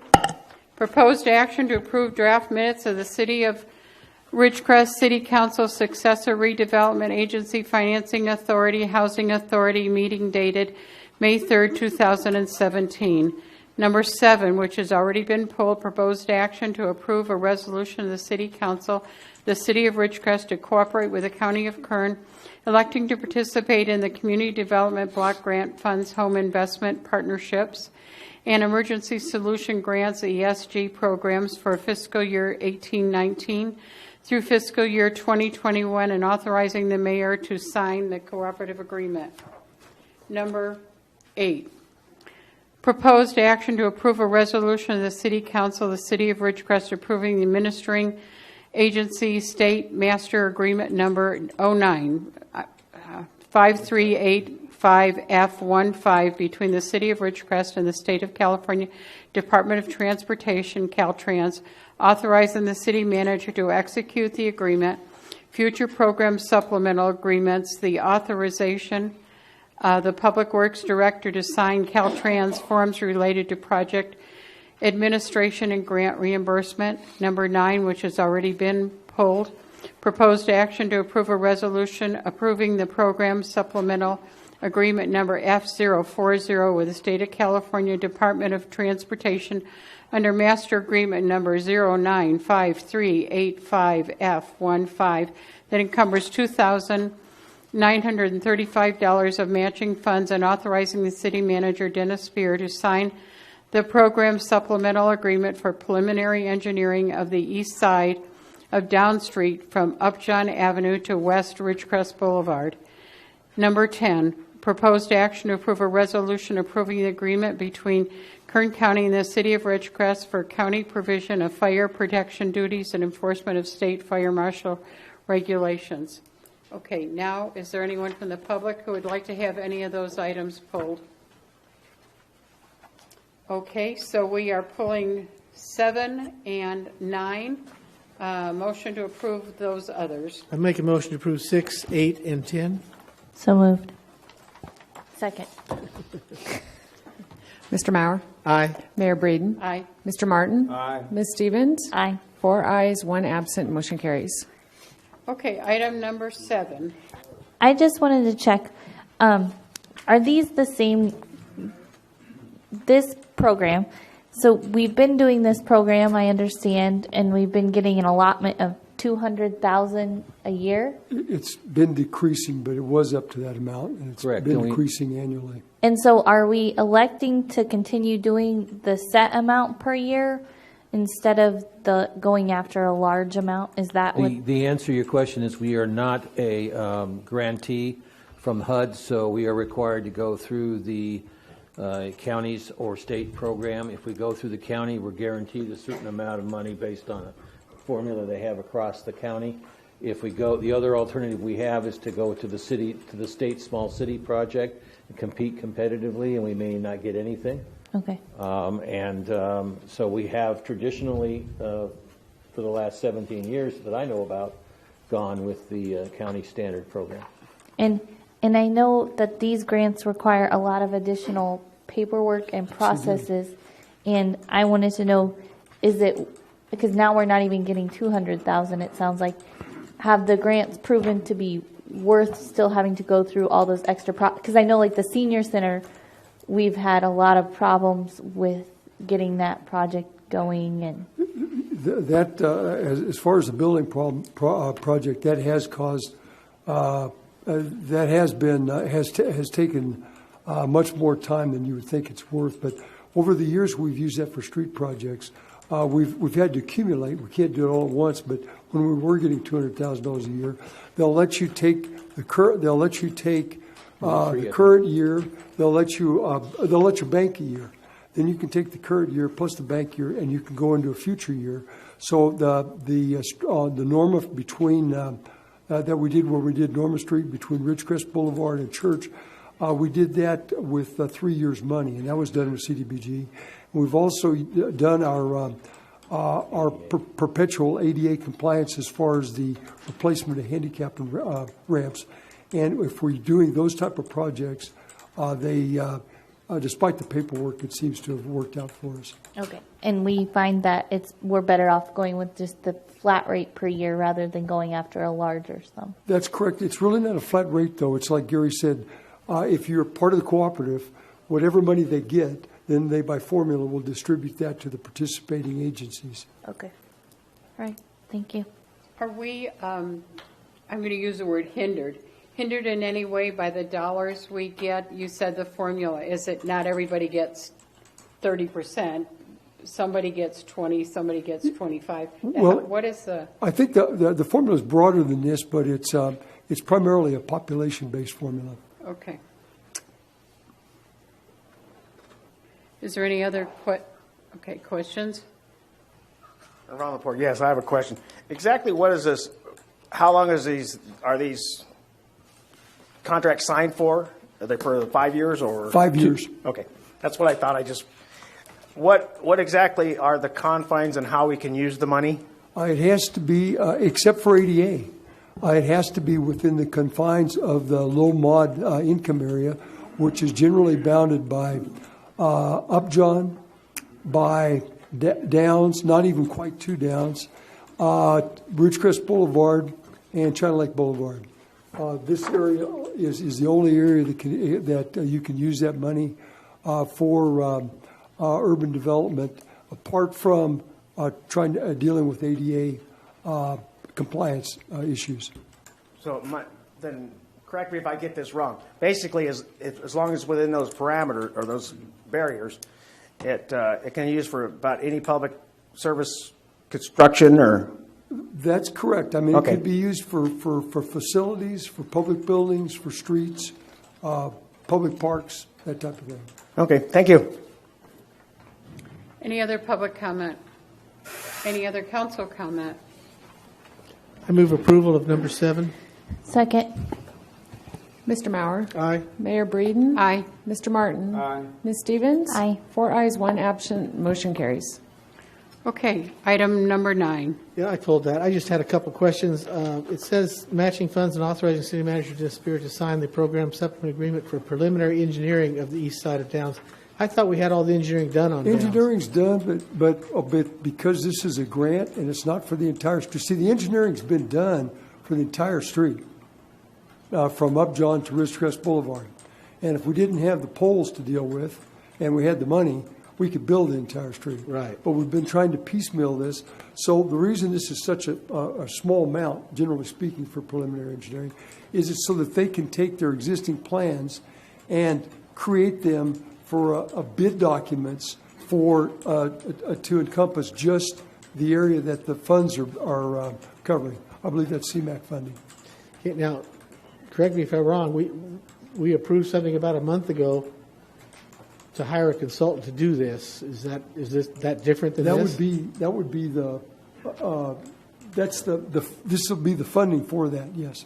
No, we already approved the funding. I thought we approved. I think the you funding. awarded the contract. Yeah. Right. We awarded the contract. Yeah. So But what- this is the money, right, for that? Yes. Yes. And it talked about using tab funds Yeah. too to match. This is the money for the contract that we But- awarded a month ago? That amount was a lot higher than this. I thought it was a amount. lot higher, yeah. I mean, this isn't a lot of money. What are we getting for this money? Just the, This is the preliminary engineering, right? This is all for PE. So was the other thing the actual construction? Yeah. We've Okay. got there's 2 phases. They only award right now for design and then for construction. Lauren, please come up. Thank you. Sorry. Our application includes both design and construction. However, they only want to, the first portion that they will issue an E76 or an authorization to go ahead with your project is a design first. And that's what we awarded, is just the design. We're also approved for construction, but they will only authorize that work after the design has been completed. And then we'll have an E76 that will be for the design. This program supplement is kind of the umbrella for the entire project, and that's probably why you have such a large amount there. okay. So, but the design is basically be what we've already seen, right? as far as Yeah, they have to breaks craft and stuff like that? They have to craft the plans and specifications to fit this east side development of the project. I mean, you know, they've got to take those plans and revise them to make them But we're work not for changing turn lanes or anything like that. It's going to be. Well, they've been tasked to design the east side or craft the east side plans to fit the budget. We're going to find out what we're going to get for the money that we've been allocated or awarded by the state. So the task by the engineer is to take a look at what he can accomplish with the funds that have been granted. So we'll see what we're going to end up with once we reverse engineer the project to see what we can actually construct. May I ask a question about that, although not similar? When Mike and I were talking about shovel-ready projects, This is shovel. I thought Downs would be a shovel-ready project. It is. We're ready to go right now. If we could move the poles, it's ready to go. Then could we, I know Matter we're of having. fact, I suppose we're in in the legal protest- issue with the polls, though, right? Now this is a question for the city attorney, but could we pay, I mean, they're asking that we pay for the poles. We don't think we should. But in this situation, could we pay them for the poles in protest so that we could get them moved to do the project and then continue with the litigation? Get reimbursement. Yes. That was an easy answer. Or if what we talked about earlier passes Congress, maybe we get enough money from the federal government to move the poles and do the whole project. That's what he's saying. And then get reimbursed from SCE. Well, if it was federal money, Well, Well, are you talking about getting reimbursed for money we didn't spend? well, we're spending some money right now. Let's do that analysis in closed session. Got it. Okay. Like this reverse I engineering. think they're saying they didn't hear what you said. Could you repeat that again in the mic? Yeah, let's talk about our claims against SCE in closed session. Okay, thank you. Okay, okay, thank you, Lauren. I'll move approval of 9. Second. Unless there's any comment from Bob.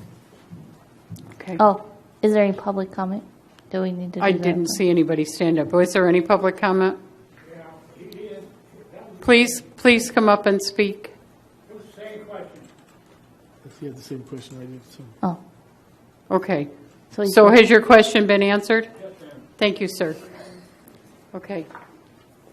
Mr. Mauer. Aye. Mayor Braden. Aye. Ms. Stevens. Aye. 3 ayes, 2 absent at the present time. Motion carries. Okay.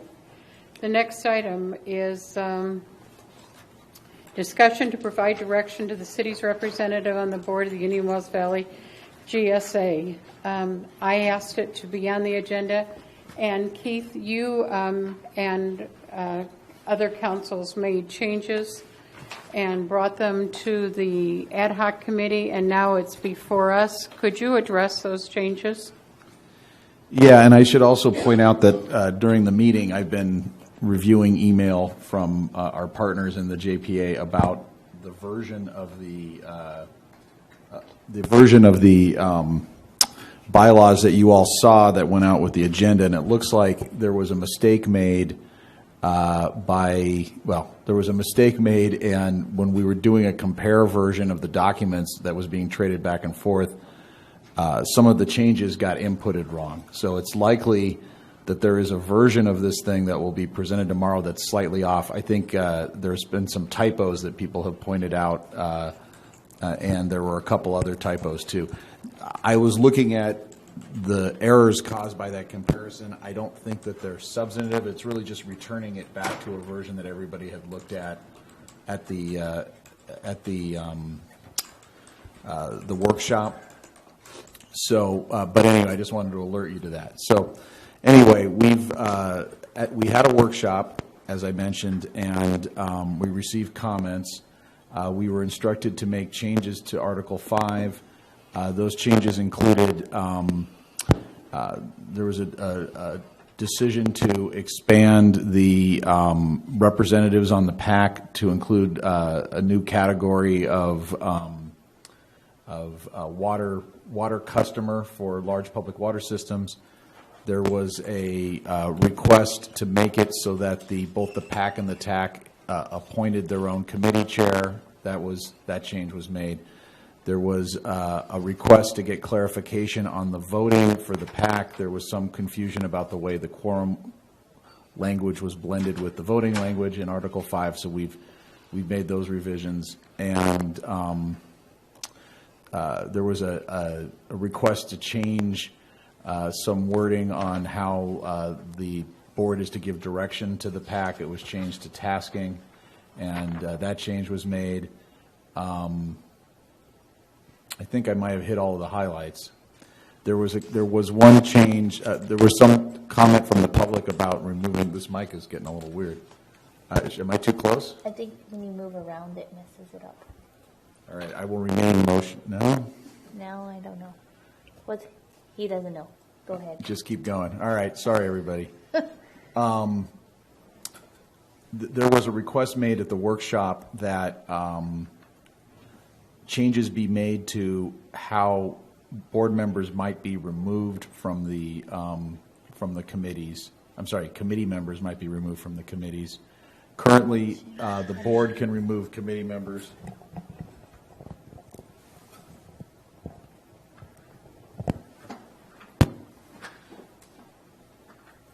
And the request was made that maybe it could be possible for the committee to remove committee members.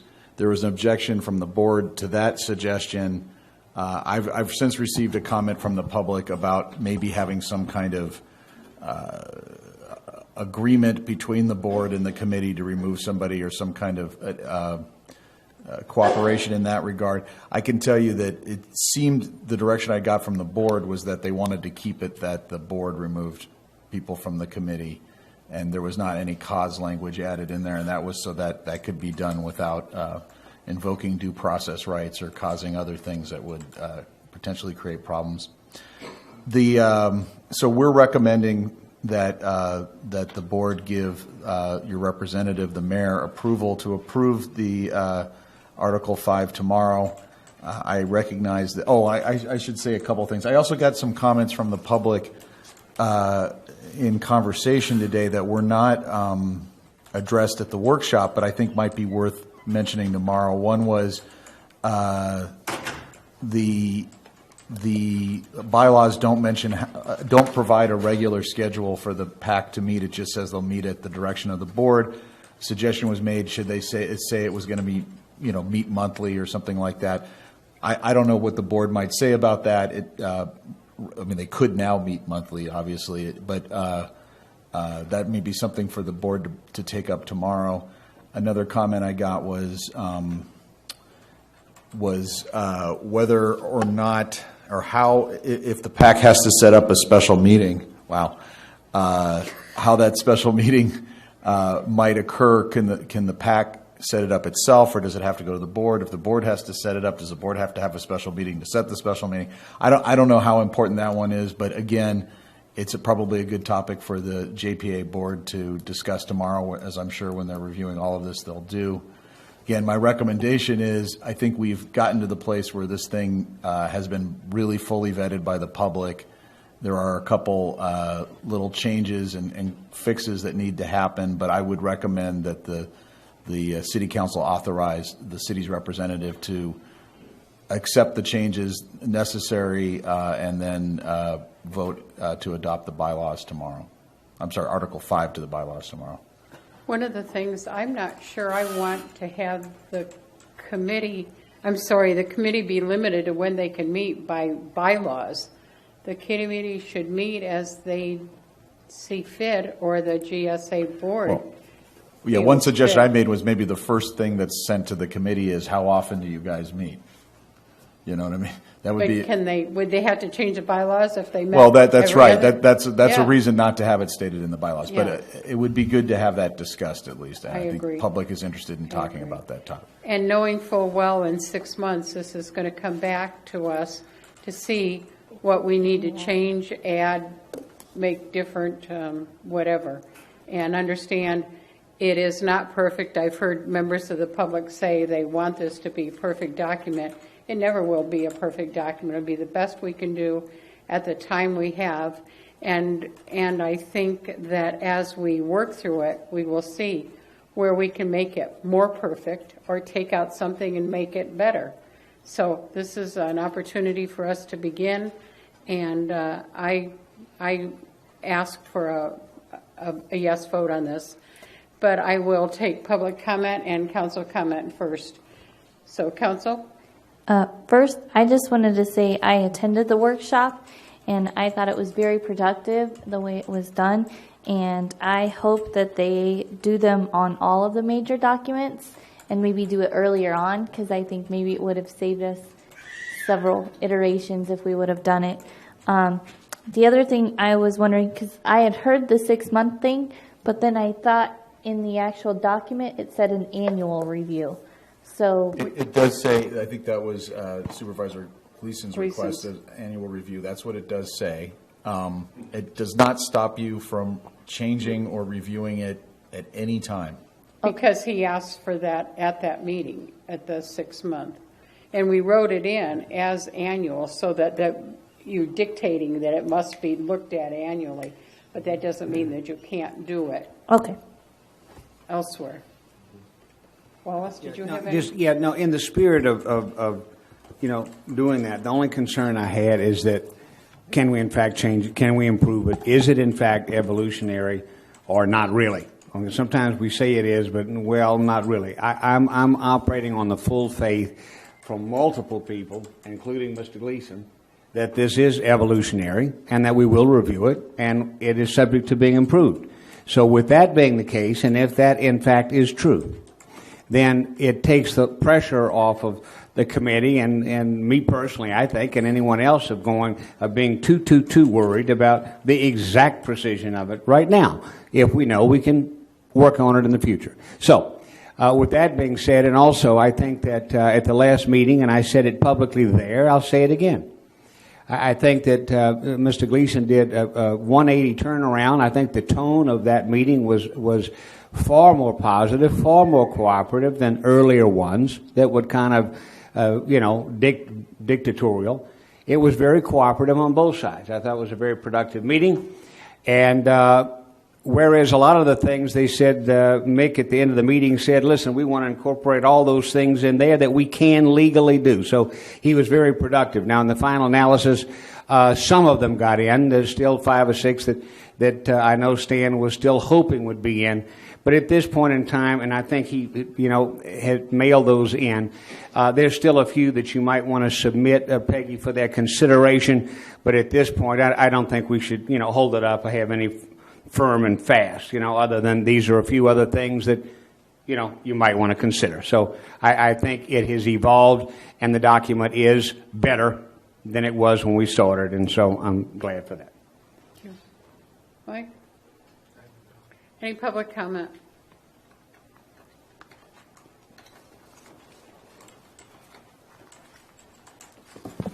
Sophia Merck. I was wondering if the disadvantaged community and the tribal was actually put into the last. It was not. It's mandated by the GSA. The language was put in, I forgot to mention, that says that it doesn't add a representative for disadvantaged communities, but it says that at least one of the representatives shall be from a disadvantaged community. So that's It should be disadvantaged community and tribal. Yeah, I don't agree with your legal interpretation that the law requires that those parties be on an advisory board. We've had this discussion a few times, and I agree. Yes, we have. Yeah. I think that the version they've got gives adequate representation under SGMA. Thank you.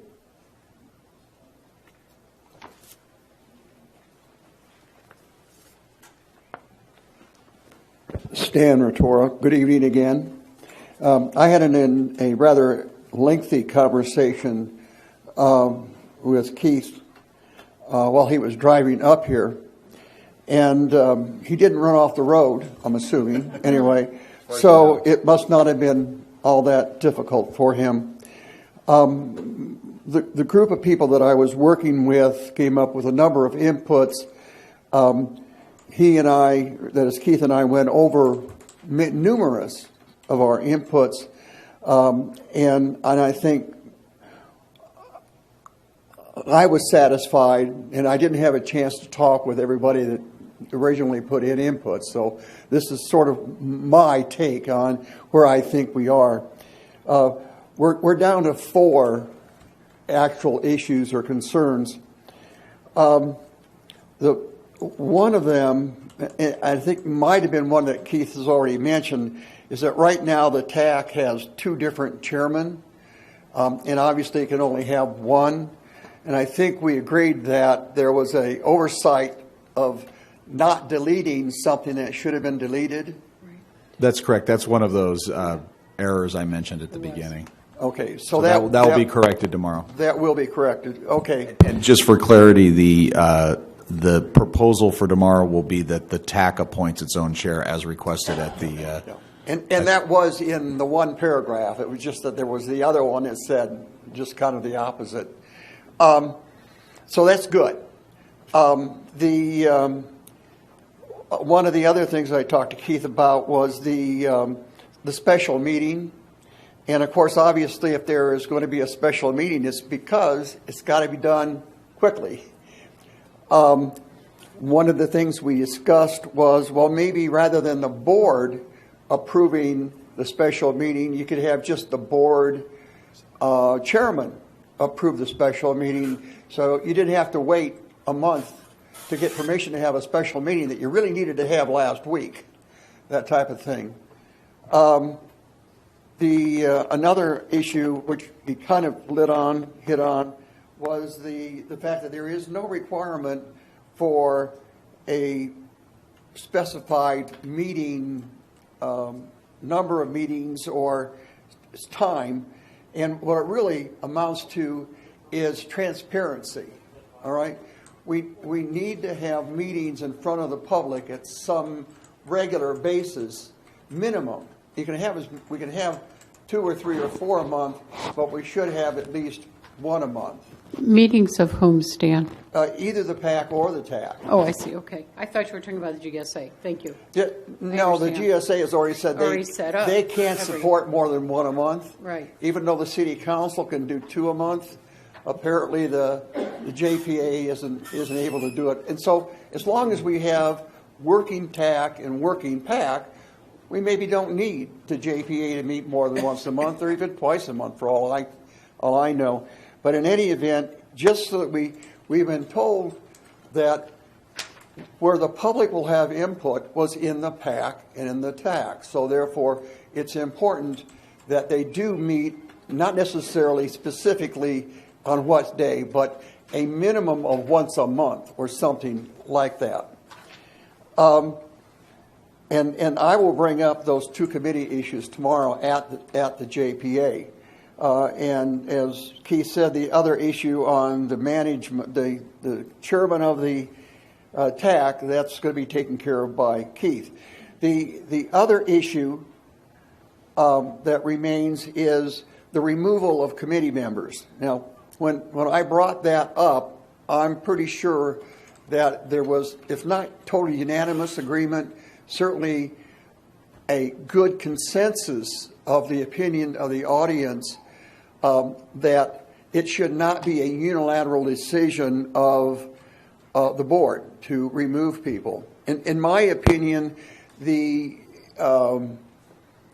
nobody should have a unilateral ability to remove people.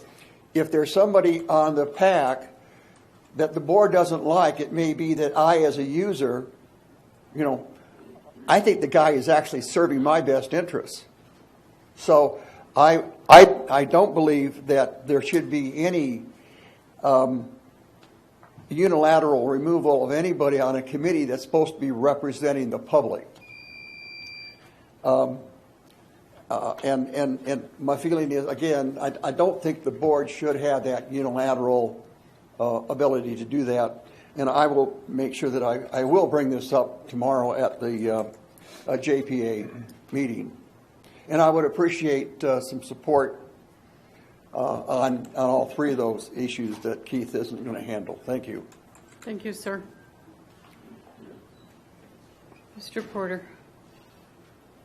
Thank you. Actually, just a suggestion, but they talked about meetings, but because of this particular process, I think they need to put something in there saying they're going to have either monthly meetings or whatever. They're going to schedule the meetings quarterly so that the people know exactly when. I understand it's in flux, and I understand exactly what you're talking about. You may not need them, but they should put something in place so that the people know ahead of time when there's going to be a meeting. And when you just, I think it would be simpler if they put them out quarterly or something annually. These are when the meetings are going to be scheduled, and they talk about that at the prior meeting. And when you talk about special meetings, I don't totally understand how the structure's actually going to work at this particular point in time, but they could have a small group of people, maybe 4 of the members of the board, say, these 4 members or any of these 4 of these 5 members can say, we need to schedule a special meeting and do it, and it'll be, I don't know, a 7-day notice of the special meeting or whatever. It's just something to think about. Make it simple and clear for the public. Thank you. Thank you, sir. Is there any other public comment? Any other council comment? Motion? No motion needed. No motion needed. You have consensus? Okay, you don't need a motion. Okay, I have consensus to vote yes. Thank you. Was All there right. any other, is that the only thing you needed for Yes. tomorrow? Yes. To my knowledge, yes. Okay. I didn't know of any others. Well, We've we got do the have agenda. I mean, we have the other thing that arrived while I was driving up here was a bundle of applications to be on the PAC. Right. And Yeah. so I'm not sure that they'll be appointing people tomorrow or if they're going to just discuss how to appoint tomorrow. And I don't know. I guess it might be worthwhile asking the city council to what extent does the city council wish to be involved in that I've process? been comfortable voting without, most of these, in fact, there's only one person on here I don't know very well. And, but everybody else I know very well, and I know of their continuing concern and involvement. But I feel uncomfortable without reading it fully. I can ask council if they would like to recommend somebody, but I think it really is somebody who's had long-term involvement with these people. And I'm not saying I'm the only one who knows it, but if anyone would like to make a comment on who you would like to see as opposed to not see, I would be interested in hearing that.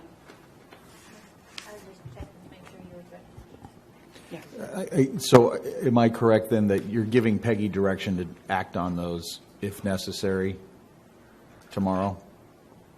I would. I think the major things like the bylaws and stuff we should, but I don't think Peggy should have to come to us on everything. Oh, can I make one more comment? Hearing no objection to what he just said. The suggestion was made that this kind of workshop that was conducted happen on other important documents.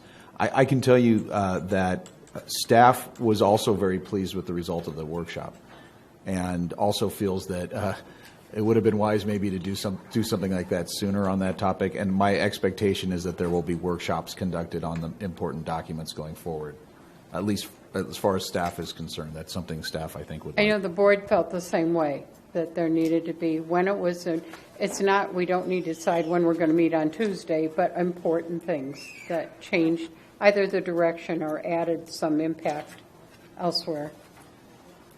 Yeah, there was also, I could just tell you from my perspective, there was also some fringe benefits from that workshop, and that I think there was a lot better communication afterwards between staff and some of the stakeholders too. People kind of felt more comfortable Afterwards. coming up, put a face to the name, and people were approaching me and some of the other staff with suggestions, and it just felt like the communication was flowing a lot better. So I think it was very positive. Thank you. Okay, so I have my direction then. The next item is hold discussions regarding the potential change to municipal code as it relates to the budget process and provide direction to staff and/or attorney. Lindsay? Yes, this resulted from some talks during our finance committee meetings, and I believe Stan also made several comments about this, that, and I'm unsure if we really need to actually change the code, but just the idea that we have a finance committee now, and so it would be good if we were utilizing the finance committee more through the budget making process. So, and just, I don't know what we think we needed to do, but we had talked about we should put this on here and have that discussion. So, I thought when we established the finance committee, there would be input from the finance committee to staff regarding the budget. And I know Dennis quoted us the municipal code that said that the city attorney and the city manager and the finance director prepared the budget to come to us. But I would like, I thought, as you all did, that we were going to have some involvement in the preparation of the budget. So, do we need to change it? What is the council's opinion on that?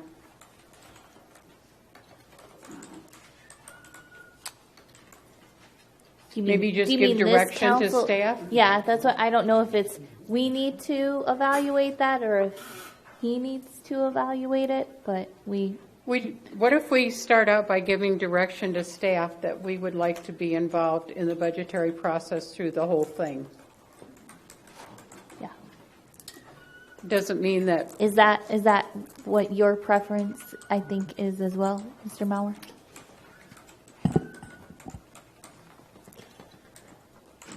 I think we need to change the municipal code.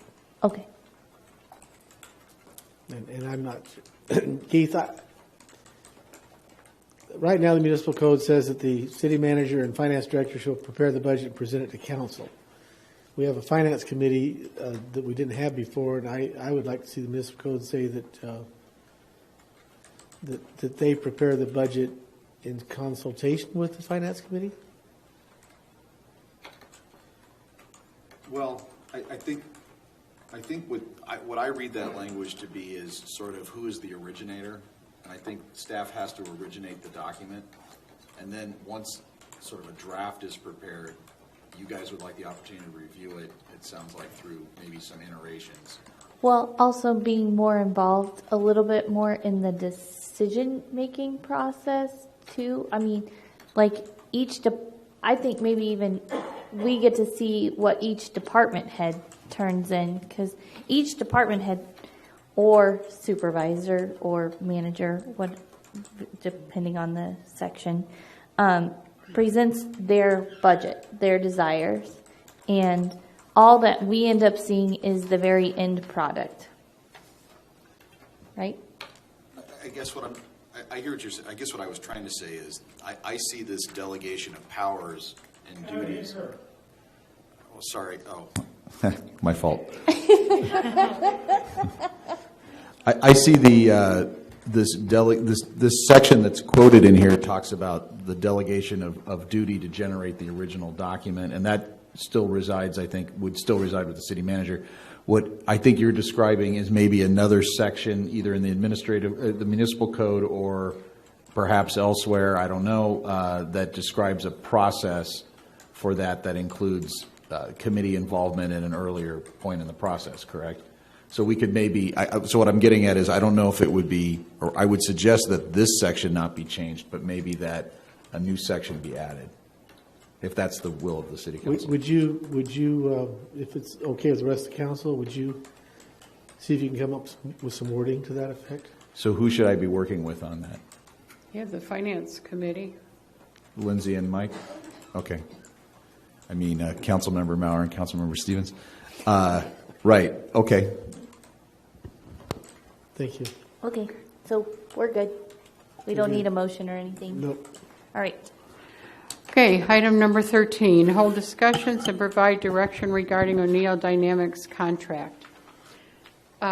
He, as a consultant for and employed with a contract by the City Council, we asked to speak to him in closed session and give him some direction and a decision based on our input.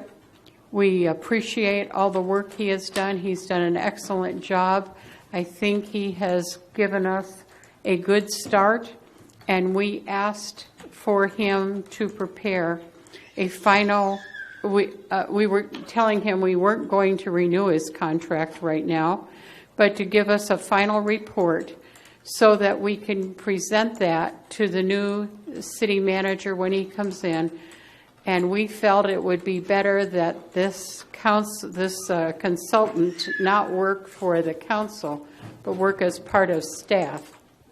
And that, so we would then present this report to the new city manager when he came in, and he would make the decision of what he chose to do, or she chose to do, as far as this particular direction and these goals that we had established.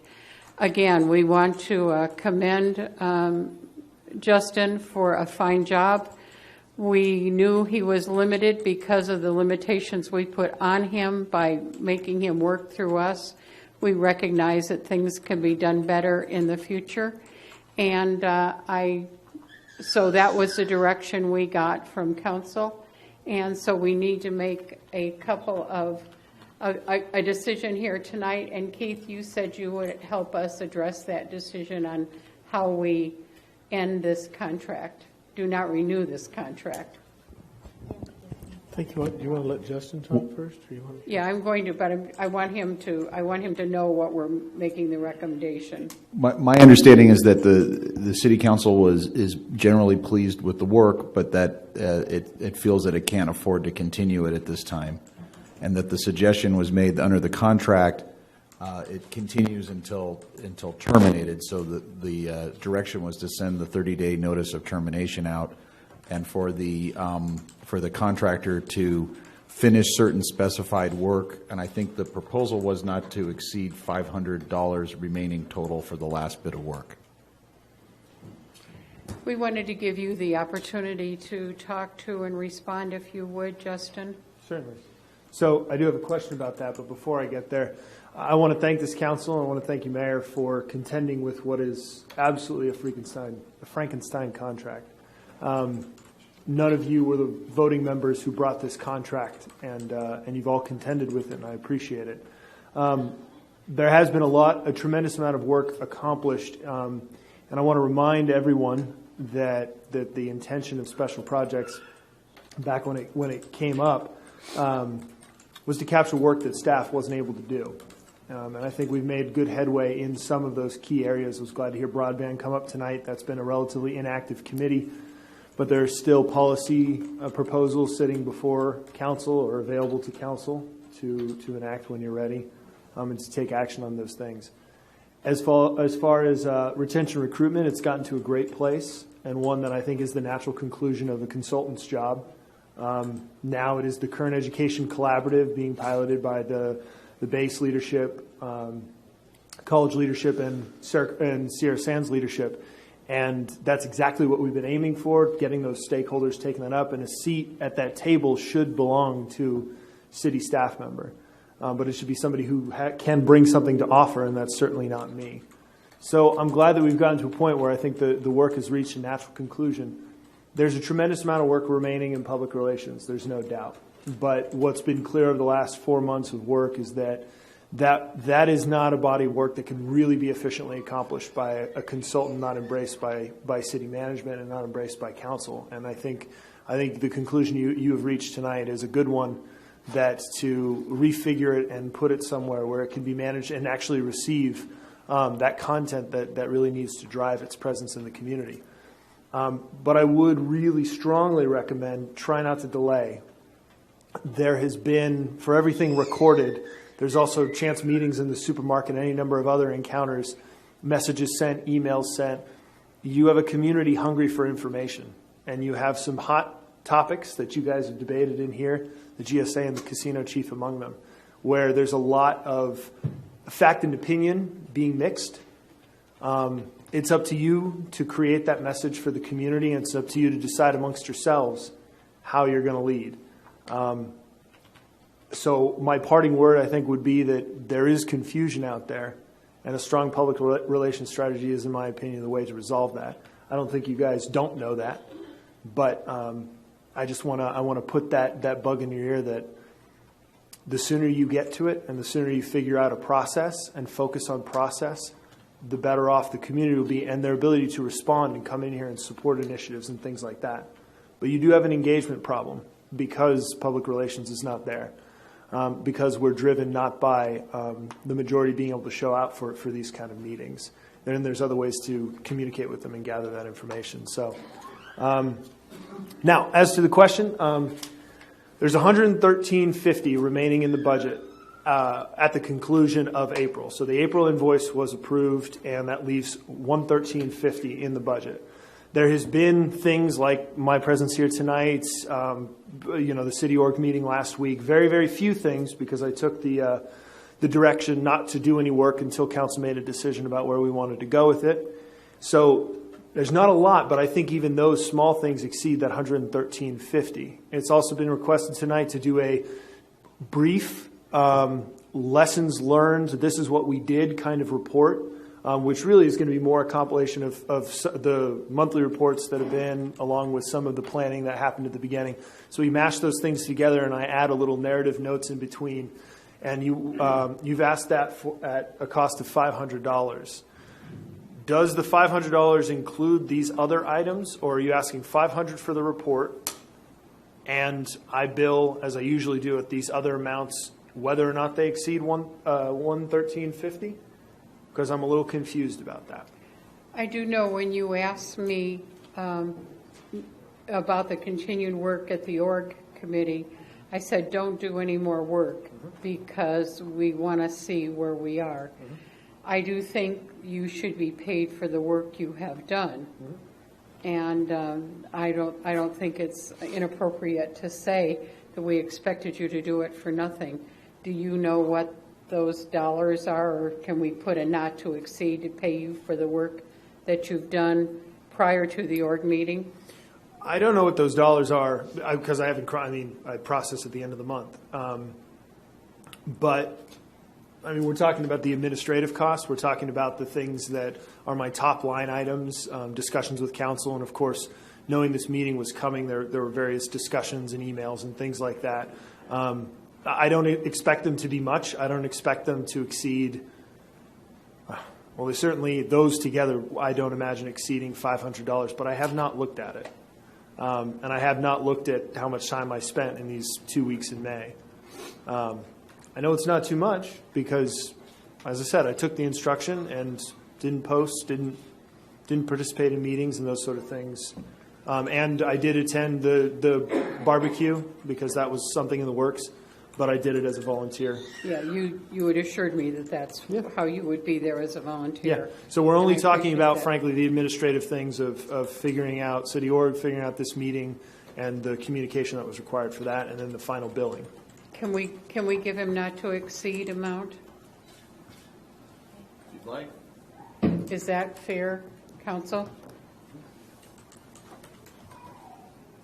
What is? Do we have any public comment on this before? I'm just gonna see what can we say not to exceed without knowing I would say what you're doing. I would say $1,000.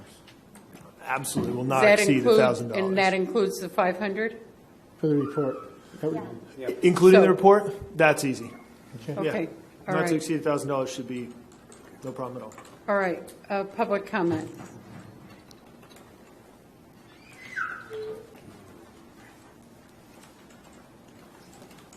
Ronald Porter.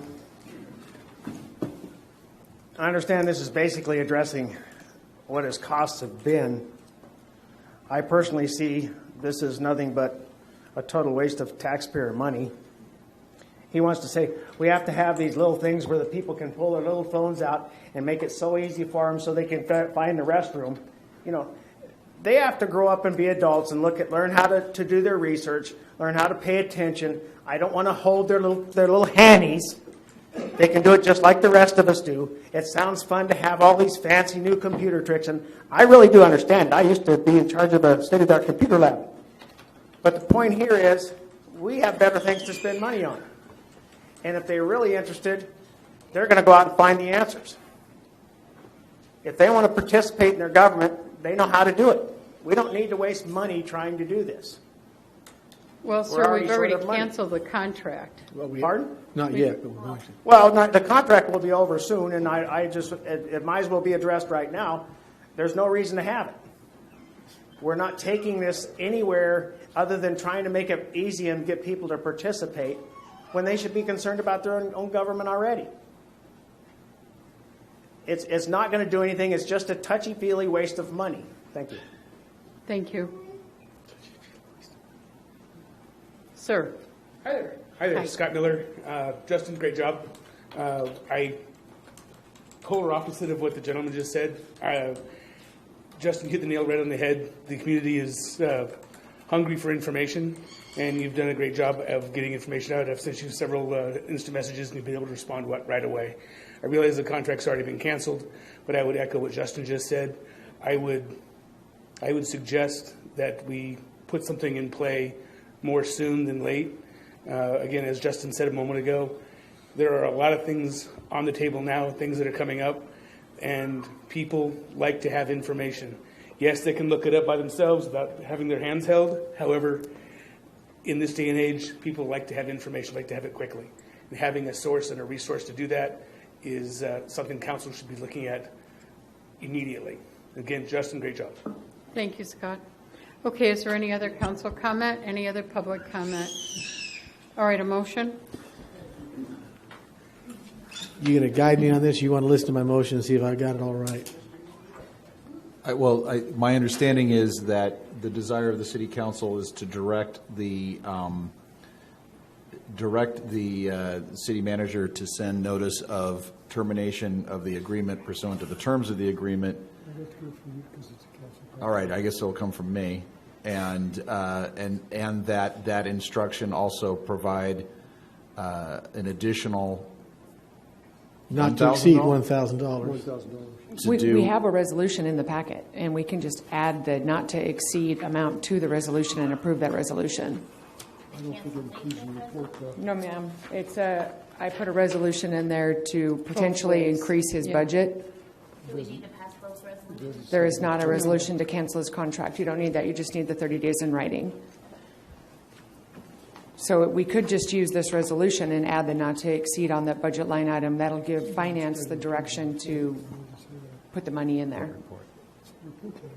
Oh, and add in the. Oh, because there's at the bottom of the resolution, there's a There's dollar a- sign with no figure. Right, correct, so that you could fill it in, because I didn't know what you were going to do.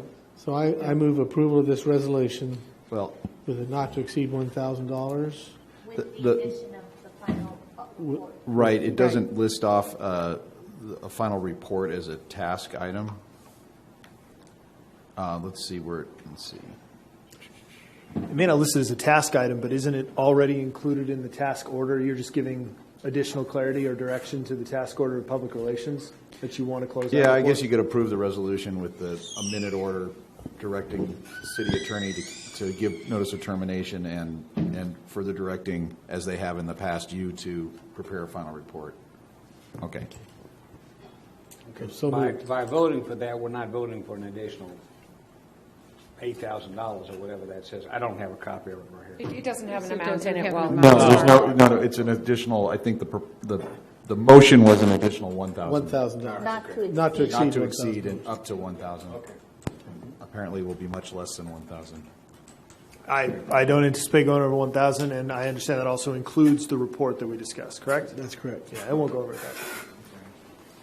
Okay, motion. I Then made the we've got motion. it. I made the motion. I second it. Thank you, Wallace. Mr. Maurer? Aye. Mayor Breeden? Aye. Mr. Martin? Aye. Ms. Stevens? Aye. 4 ayes, 1 absent, motion carries. I would like to add my great thanks to all you've given and shown us, how you've taught us how to keep the public involved. And I know personally many of us will continue to try to do that on our own way. And thank you. I appreciate it. Job Thanks for well the done. opportunity to serve. Thank you all. Thank you. Okay, the next item, number 14, proposed action to approve a resolution allocating TAB funds for the Freedom Park Enhancement Project and authorizing the approval of a purchase order not to exceed $750,000 with Rec West Landscape Structures. Councilwoman Stevens. Yes. First off, I'd like to point out that this, I guess we can go ahead and go to the next slide, Gary. As you remember, back in February, I presented this idea, and we were directed to take it back to the Quality of Life Committee. And so we did so, as well as Councilman Thomas and Mr. Patton and I also met several times about this project. We were directed to get more information on capital costs, operating maintenance costs, and water usage. I also wanted to clarify some things about the TAB funding that have been discovered. We must be under contract by August. The remaining TAB funds, first, it can only be used for capital improvement projects, and primarily studies and consultants are considered soft costs, and we should try and avoid spending any more on soft costs. I'd like to point out that we had $150,000 savings on the Pearson Upjohn project, which was a TAB allocation. We also are potentially thinking we might see some savings on the Kerr-McGee ball field project in addition. The total remaining TAB funds at this time without Kerr-McGee are approximately $1.9 million. So, next, okay. So after we sent it down, we started looking more at what we could do for the Freedom Park. And we also thought, our parks, they don't have a continued funding source like, say, the roads and public safety do through Measure V. So we kind of thought that this TAB money is kind of our last effort at getting some improvements done to our park system, which greatly impacts our quality of life of the younger community especially. So we want to encourage more utilization of the beautiful and spacious park, Freedom Park. We wanted to purchase an outdoor movie screen and sound system, build an interactive fountain splash pad. Oh, can you go back just 1 minute? Sorry. Install a shade structure with tables and seating. And Freedom Park just really is an ideal community gathering space for our regular community events. This, it's situated right in between City Hall and Kerr-McGee, kind of the heart of our city. Go ahead, Gary. And so this just gives you an example of many other communities are doing these outdoor movie nights and concerts regularly throughout the warmer months. And this kind of shows you pictures of what those outdoor movie screens, they're just giant inflatable screens that you can tie down, and it comes with the full sound system and projector and everything. The other idea that we would do is we would encourage food trucks and vendors and sponsors to support local businesses. They could set up either in the Circle Drive or out in the grassy area, kind of similar to like when the Blue Angels came. But we're doing that more regularly and bringing our community together more. Next slide, please. And so then the interactive fountain splash pad. This is the yearly maintenance and operation costs would be approximately $115 to $130 per operating day. This includes water, electricity, maintenance, sewage, and chemicals.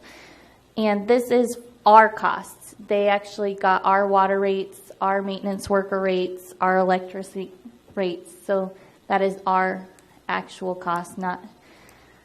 The system will recirculate water, and it will UV treat the water, so it gets out all the nasty pathogens. It would utilize approximately 5,000 gallons per day. And just to give you a sense of scale, a typical soccer field requires 50,000 gallons per week at minimum. So, next, please. Outdoor seating area and shade. This is the proposed, kind of give you an idea of what it looks like. Next slide, please. And so this is the actual design for the splash pad that Landscape Structures has done for us. As you can see, we gave them direction to do a patriotic theme to go with Freedom Park. And so this, as you can see over on the one side, there's the wavy wall. And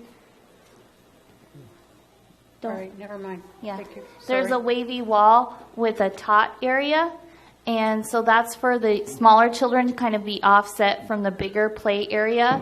There's a nice covered seating area where people can picnic. There's also benches on the side. Next slide, please.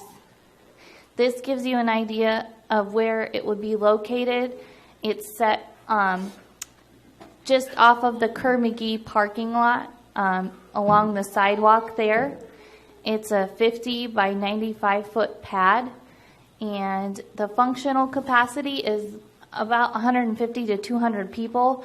Now, since this isn't an enclosed building, you don't really have a capacity, but that's just what they said you could serve comfortably. Next slide, please. And if you look at this picture, you can see a different perspective more closely of the different features presented at the splash pad.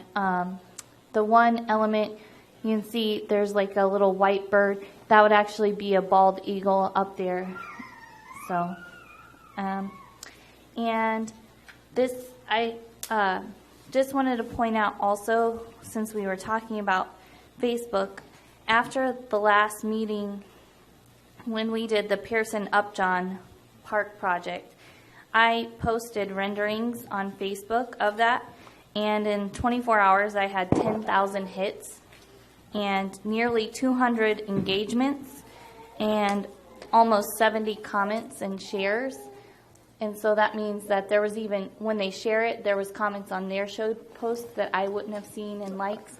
I hate to sound stupid, but what's the difference between a hit and an engagement? Hit is they view it, and then engagement is they like it, love it. They make a comment. Yeah, and then a comment is where they actually type a comment, and then share is basically. I kind of figured I knew what a comment was. Yeah, and then the share is where they take my post and share it to their own personal page, and I don't see what occurs there. So I just wanted to let you know that, to show that there's a big interest, I think, in our parks and recreation facilities in this community. So at this time, I'd like to hear any questions.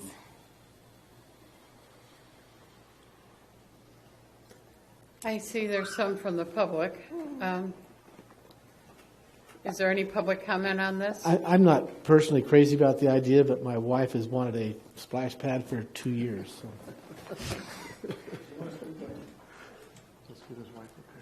Okay, well, please, let's get them in if you want to make some comments, please. Thank you.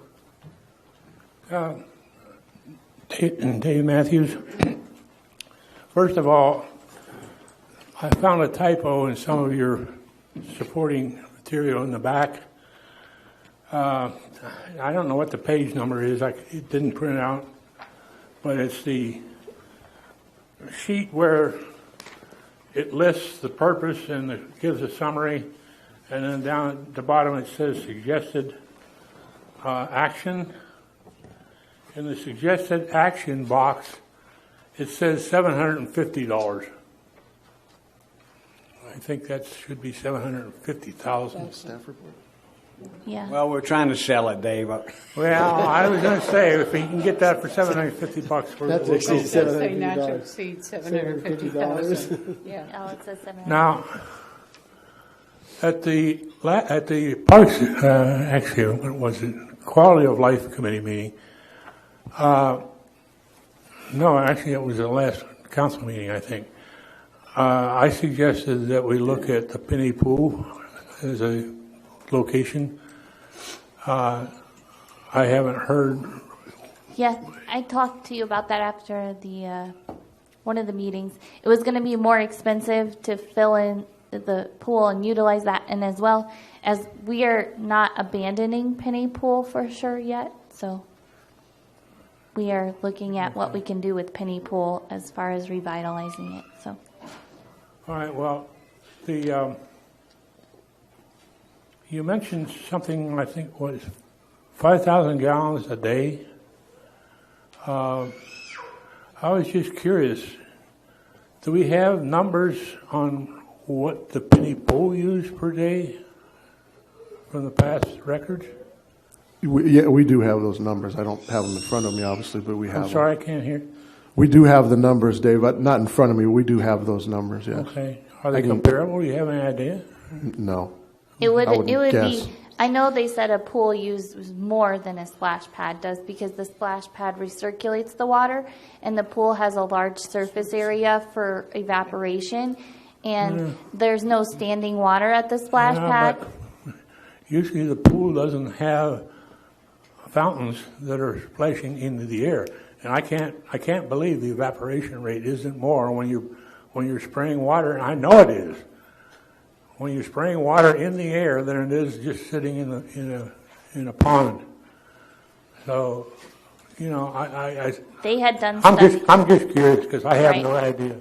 They had done studies on it, but Yeah, we do have the numbers in the feasibility study that was done. Okay. They were quoted at the last time because I brought up how much it was going to be if we bought it from the water district. Yeah. And I'm glad you went ahead and made the changes. Okay, well, I think that's most of what I'm concerned about right now. Thank you. thank you.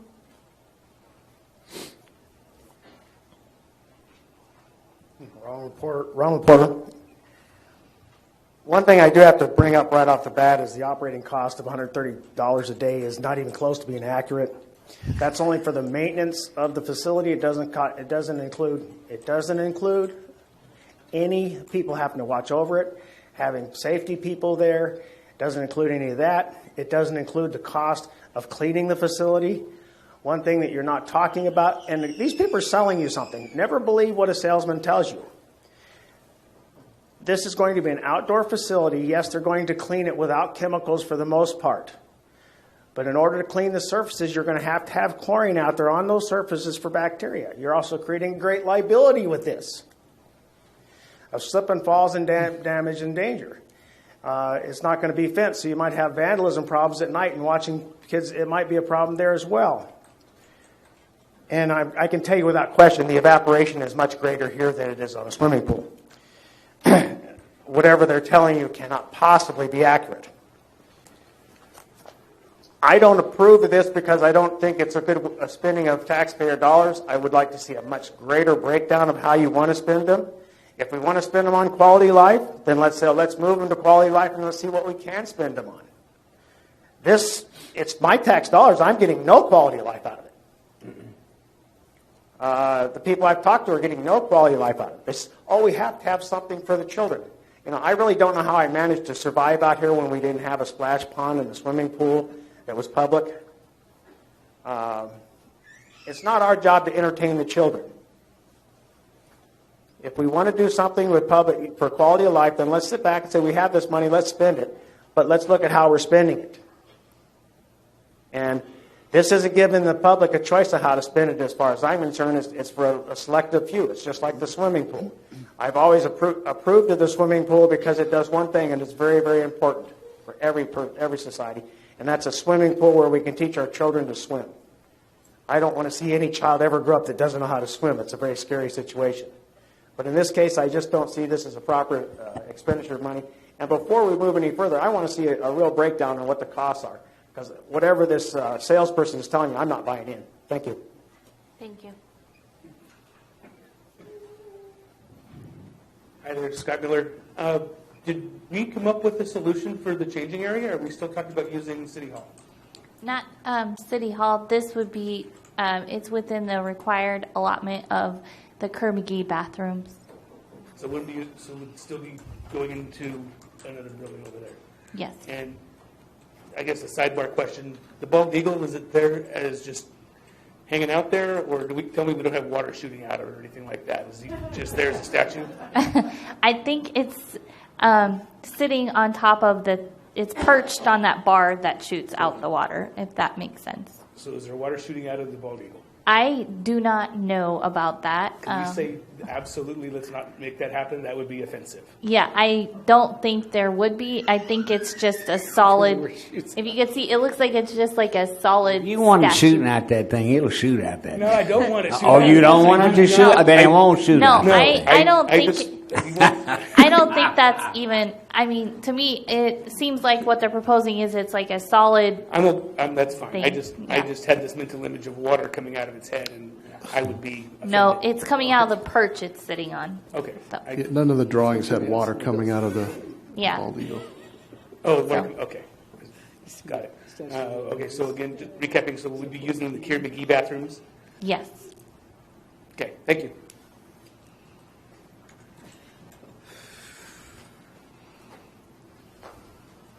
Hi, my name is Allison Espinosa. I'm representing myself and my family. Oh, sorry. New to this. Allison Espinosa. I'm representing myself and my family. And this is our youngest son, Benjamin. So I have a wide range of children from 8 months old to 13. And I am so ecstatic about this splash pad. The possibility of it. We have used multiple splash pads traveling from Ridgecrest up to Portland, Oregon. We plan our car trips around splash pads because driving in the summer with 4 kids is a challenge, and all of them love splash pads from all 4 ages. I think a splash pad would be a huge enhancement to our community. I don't think it would just be used for young children. I think the teenagers, high schoolers, for sure would be here, and it would be a safe place for them to hang out and do something appropriate in our community. I also had no idea about the movie screen proposal, and I am thrilled to hear about that. I am from LA and have attended numerous outdoor movie events with food trucks, and they're just a fun outing, and it makes a lot of money because they're huge, and a lot of people come, and I think our community, we're a small community, and I would like it to be more family-oriented, and I think this would attract people to come out and get to spend more time with each other, with their families. Also, going back to the splash pad area, when we planned our trips last summer based on splash pads, we ate in the areas where they had splash pads. So I think it would be drawing more people to our community as they're driving to Mammoth over the summer, as they're driving to Death Valley over the summer. I think we would get more people stopping in our community and hopefully getting more money for our community. So thank you. Sorry for the screeching. Thank you.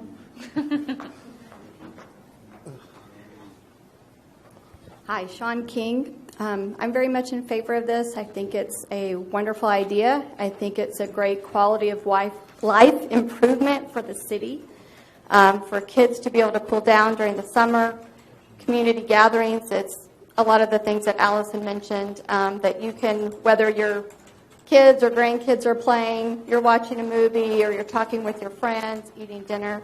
I see it as a real positive for the community, that it makes, just like with Good Roads, you come into a town and you take an assessment, much like when you meet someone, and your first impression is one thing. Do they have things that I like, that I want to do? Is it nice? Is it well maintained?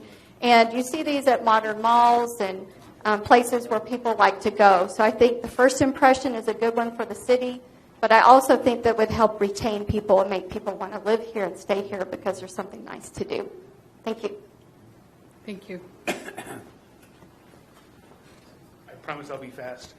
Is this going to be monetized, or is it going to be free for everybody to go and hang out at the splash pad? The plan is right now is for this to be free, although we have had discussions about the possibility of people could rent it out maybe for birthday parties, but we haven't gotten that far down the road yet. But it would be an open facility, not a gated transaction facility. Also, I know because you asked this last time and Mr. Porter mentioned it about graffiti and so on. This is the same company who was doing the playground facilities, and again, it's treated with coatings. They give you the touch-up paint, and these are frequently installed in Los Angeles and other towns with much higher crime rates. Would this be a city project, or would this be under Parks and Rec, or is that the same thing, and I'm missing that point? It's the same thing. It's the same thing. Parks and Recreation is a subset of the city. One last question. I think you said this, and I wasn't sure if I heard this correctly. You said the parks, like if someone wants to go rent a park right now, let's say at Upjohn, is there a charge to rent that, or do they just have to reserve it? There's a small fee to reserve it. Okay. Other than that, it's first come, first serve. Great, thank you.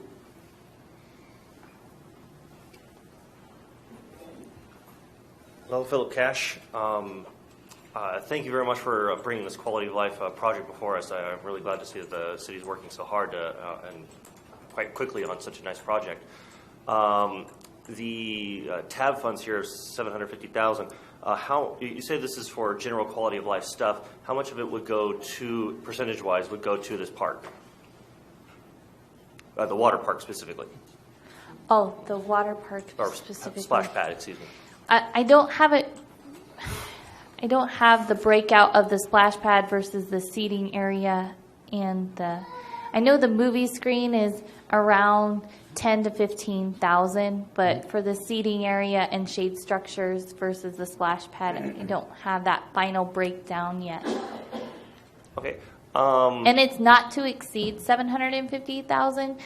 We did this with the Pearson Upjohn project because in order to get the final dollar amount, they have to have their installer come out and look at everything, and that's when you get your final dollar amount. And so that's why we do the not to exceed amount, to make sure we've set the threshold and they know we don't want to go over that. We would like to stay under it.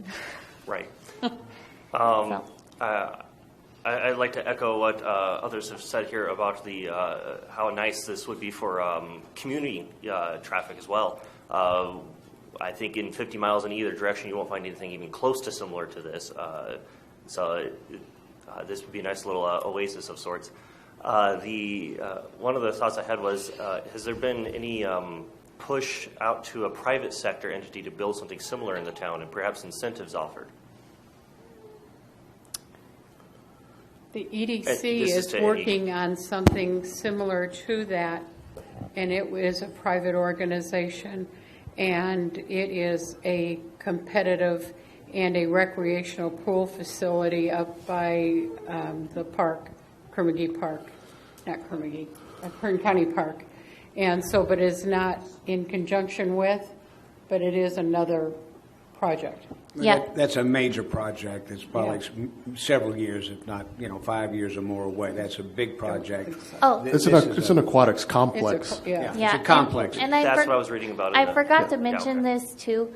I did discuss with the designers about when this could be up and running, and he did say that we could probably, since we have warmer weather longer here, we could probably get 1 to 2 months of usage this summer, very late in the summer, because this isn't a building facility, so the permitting process is vastly different than that of a building and the plan check process. So basically it's similar, again, to the playground equipment where you place the purchase order, they build the equipment, you schedule the installer, but we do have to go through the plan check in the health department. But Okay, I'd also like to echo the safety concerns. I realize that this is, you guys are taking all the statistics into effect here, or into consideration. Is there any kind of consideration for gating the area for midnight misusers? That's what I was going to bring up. I'd like to get a price on gating it. When you say midnight misusers, do you mean people that would be vandalizing or playing on it like jungly? that's one reason why I liked locating it where we're suggesting at Freedom Park. Right from the police station. Yeah.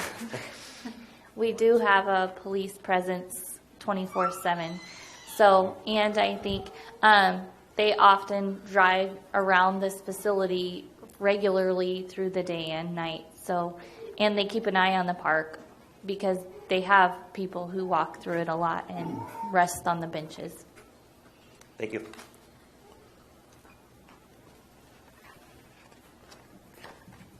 Any other comment? Jason, do we get much vandalism on the current parks? We do, but I'd say in consideration of most cities, I wouldn't say it's that bad. It's mostly marking it up and things like that, that we erase or paint over, that kind That'd of be thing. my one concern is I don't have a problem with it being open during the day. It'd be nice to be able to lock it up at night.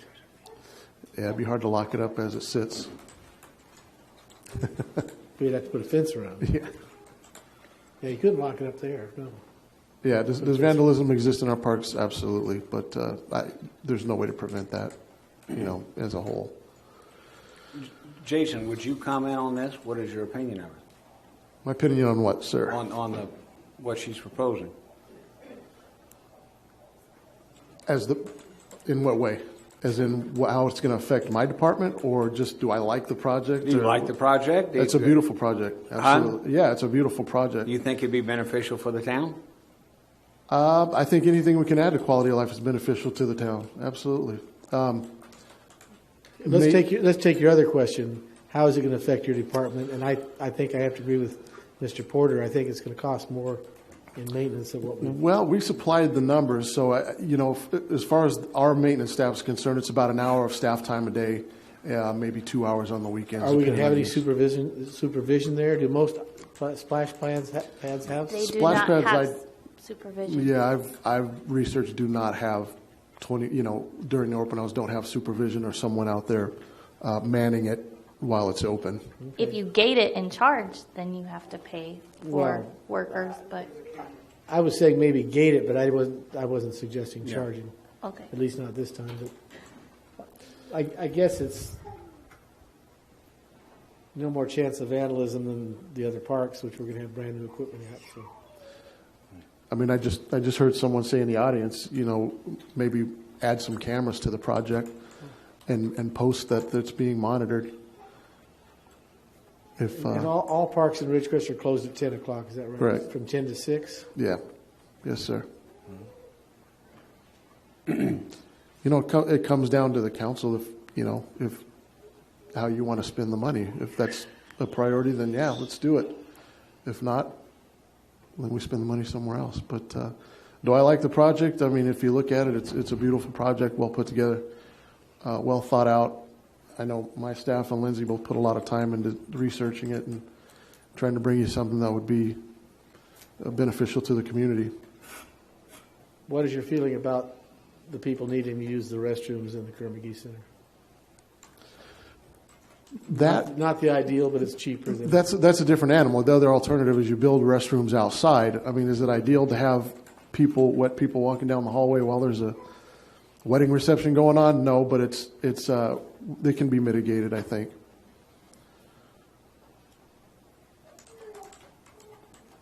Is the option to mitigate it by having we'd have to have moving restrooms? What do you call those? Porta potty. Porta potty. Thank you. No, not porta potties. I think Okay. we just have a direct path to the bathrooms that we would direct people to with signage, and so we don't have them roaming the halls. There's a door really close to the restrooms, and we just direct them. Now, everybody's not going to do that, but at least we'll do our part. Most of them will. Yeah. Is there any other council comment? Public? The council or public? No, I was going to say council comment. No, I had supported this when she brought it up before, and the only reservation that I had was strictly the objection made that, would that interfere with matching funds or something to get a much bigger, better, a huge complex thing going. That was the only thing where I said, oh, Lord, I don't want to risk that. But this is a different deal now. That's going to really be several years away, and a big, big deal. We don't even have a public pool right now, and these funds are expiring, going away, boom. So it's a different deal to me. And so I supported it wholeheartedly then. We went to Bakersfield last weekend. I passed 4 of these things. I told Margaret, I said, what do you keep pointing at? I said, well, look at what she was driving. She would be dead if she looked. But we passed 4 of these things. And I said, there's another one of these things. So they're everywhere. And Mojave has one. I mean, they're not putting them in everywhere if the kids aren't loving them. And I got a little grandbaby coming in 1 year, and I guarantee you she's going to be over there, and your wife's going to be there. It's just a fun, nice, colorful thing. I think at a reasonable cost. They come in and do everything. I mean, they do everything. And I'm very much in favor of it. Where is Mojave's? It's in between. It's really tiny, and it's located next to their library and city hall. Like, it's kind of in the middle of those. Yeah. But it's really, it's pretty small. Mojave has a city hall? Yeah. I only drive through the highway. I don't get off the highway going through Mojave. You can look it up on Facebook. Justin, where are you? All right, next public comment. I know I was here before, but I just wanted to comment, especially to you. While I understand your concerns about vandalism, I've never seen one gated. They're always either in a shopping center, open, like in between, like a thoroughfare or a crossing, or in a park. I've just never seen one gated. So you would have a whole different responsibility if you gated it with employees and whatnot. But Well, my thought of gating it was you'd open it in the morning when it's open, then you'd lock it up at night.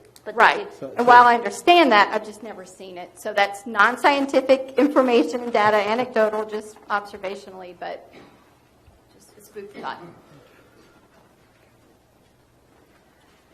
Hi, Jessica Weston, Daily Independent, Ridgecrest resident. Okay, I have a question for Jason, first of all. Would there be increased personnel costs with having to supervise, clean, maintain the bathrooms? Only the 1 hour per day during the week and possibly 2 hours a day on the weekend for the regular routine maintenance of the system.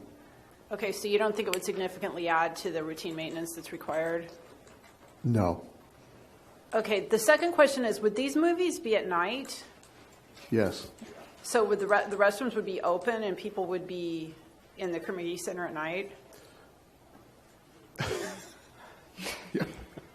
Yeah, we would have to keep them open, or else the oleanders would get overly watered. Yeah, I know. So, well, I mean, but you're taking all that into account. Right. Yeah. Okay, and then the third question, forgive me if this has been addressed before, is this chlorinated water?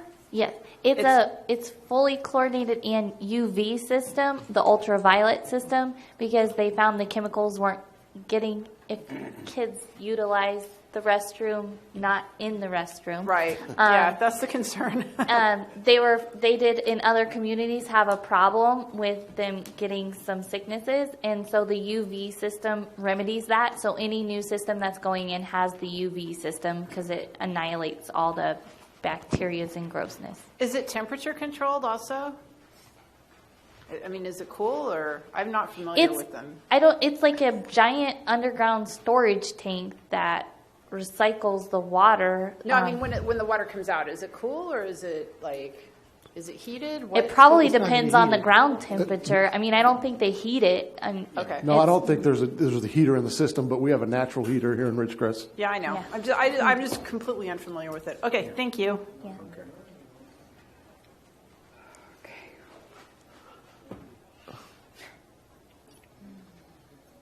Listening to the discussion, there's two more factors that need to come up. Is just on there, if you find their numbers, that's going to add another $175,000 a year of costs that's going to have to be budgeted for from now for forever into the system. And also, if these people are going into the community center that are wet, you're going to have a major slip hazard problem on those tile floors. And there's another liability that you might want to consider. I do want to mention it's the operating day. So it's not $100 a day, 365 days of the year. You know, it's how many days we choose to operate makes a difference. And also, we talked about this the last time, that we can put rubber mats down. Yeah, I was going to say there would be some type of non-slip surface to the path to the bathroom. Because you're right, we can't have people ice skating down the hallways because they're wet. Yeah. Okay, is there any other public comment? Okay, is there any other council comment? No, I think the movie thing, since the drive-in, I don't know how many of y'all remember that, but I'm old enough to remember that, and I thought it was fantastic. I love the old drive-in, and I've even thought about trying to rejuvenate that. This is a new blow-up drive-in, and it's cost about 1/50th of the cost, but it works the same with the new projectors. It's cool. So I think that's just a new fun thing. I like it. That's all. Those of you who may remember, we used to do movies in Old Town, and we had them on the side of one of the buildings, and we'd have several hundred people out there, and also the food trucks out there. This is not a new concept. It's proven and done well in the past. So I appreciate that. So, motion? I move that we do it. Not to exceed, though. Not to exceed this $750. Yeah. $750,000. 750. God dang it, Lindsay. I told him it was $750. $750,000, I move. Is there a second? Can I second it? I'll second it. She seconded it. Oh, good. Go ahead. Second it. It doesn't matter. You can't. That's fine. Mr. Maurer. Do it for your wife. If I vote no, my wife will kill me when I get home. Yeah, so- look at that. Aye. Mayor Breeden. Aye. Mr. Martin. Enthusiastic aye. Ms. Stevens. Aye. 4 ayes, 1 absent. Motion carries. Okay. The next item, discussion and potential action regarding cancellation of agreement with HLA Group regarding the Kerr-McGee project. Yes. We have a contract. You're not leaving. Okay. We have been working with some local contractors that are larger scale to look over the specs of the Kerr-McGee project.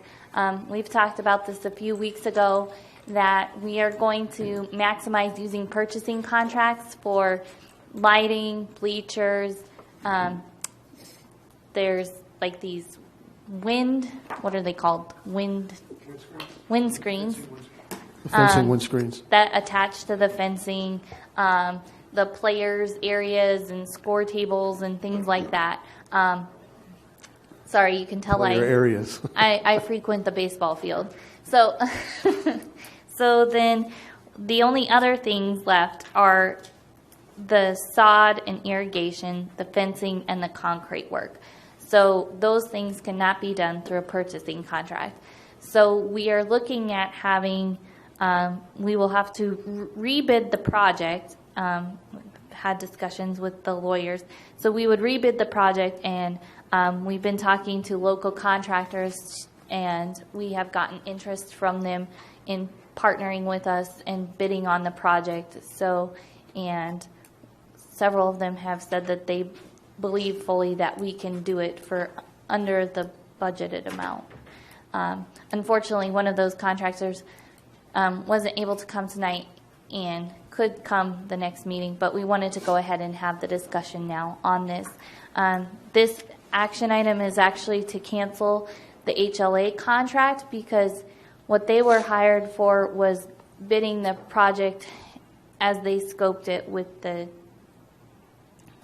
everything included in the package, and we've decided that we already did that bid process that came in $1 million to $1.5 million over, so we don't want to rebid it and have the same result doing it that direction. So we wanted to get out of this agreement with them so that then we're free to rebid it and enter into a new agreement with a general contractor. Is there any discussion from council? Any discussion from the public? Motion. I move. Or whatever she said. No, I know what we've been talking about. Keith, you can word it, but. It's in the resolution. Yeah, okay, I so move. Is there a second? I'll second it. Mr. Maurer. Aye. Mayor Breeden. Aye. Mr. Martin. Aye. Ms. Stevens. Aye. 4 ayes, 1 absent. Motion carries. Okay, the next item is item 16, the second reading and adoption ordinance number 1702, an ordinance of the City Council of the City of Ridgecrest amending the municipal code section 16.1.2 with respect to permit requirements. Is there a motion that we can waive the reading of this since we read it last time? Yes, I move. Can we do that? Or do you have to read it? No, you're going to, again, move to introduce it by title only, waive reading in full. Yeah. All right, so you don't need two motions, we can do it in one? No, we need two. There's No, two no, motions. there's two motions. Two there. Okay, Yeah. I motion to waive reading in full and to adopt by title only ordinance number 17-02, an ordinance of the City Council of the City of Ridgecrest amending 16-1.2 of the Ridgecrest Municipal Code with respect to permit requirements. Second. Mr. Mauer. Aye. Mayor Breeden. Aye. Do Mr. we Martin. have public Aye. comment? Oh, do we, public comment? No. We didn't do that part. Thank you. Sorry. Okay. Mr. Martin. Aye. Ms. Stevens. Aye. 4 ayes, 1 absent, motion carries. Okay, I make a motion to adopt by title only ordinance number 17-02, an ordinance of the City Council of the City of Ridgecrest, amending 16-1.2 of the Ridgecrest Municipal Code respect to permit requirements. Second. Mr. Mauer. Aye. Mayor Breeden. Aye. Mr. Martin. Aye. Ms. Stevens. Aye. 4 ayes, 1 absent, motion carries. Okay, now the time for committee reports. City Org and Services Committee, Mr. Chair. You know, I didn't bring my notes, so do you want to, do you got your notes?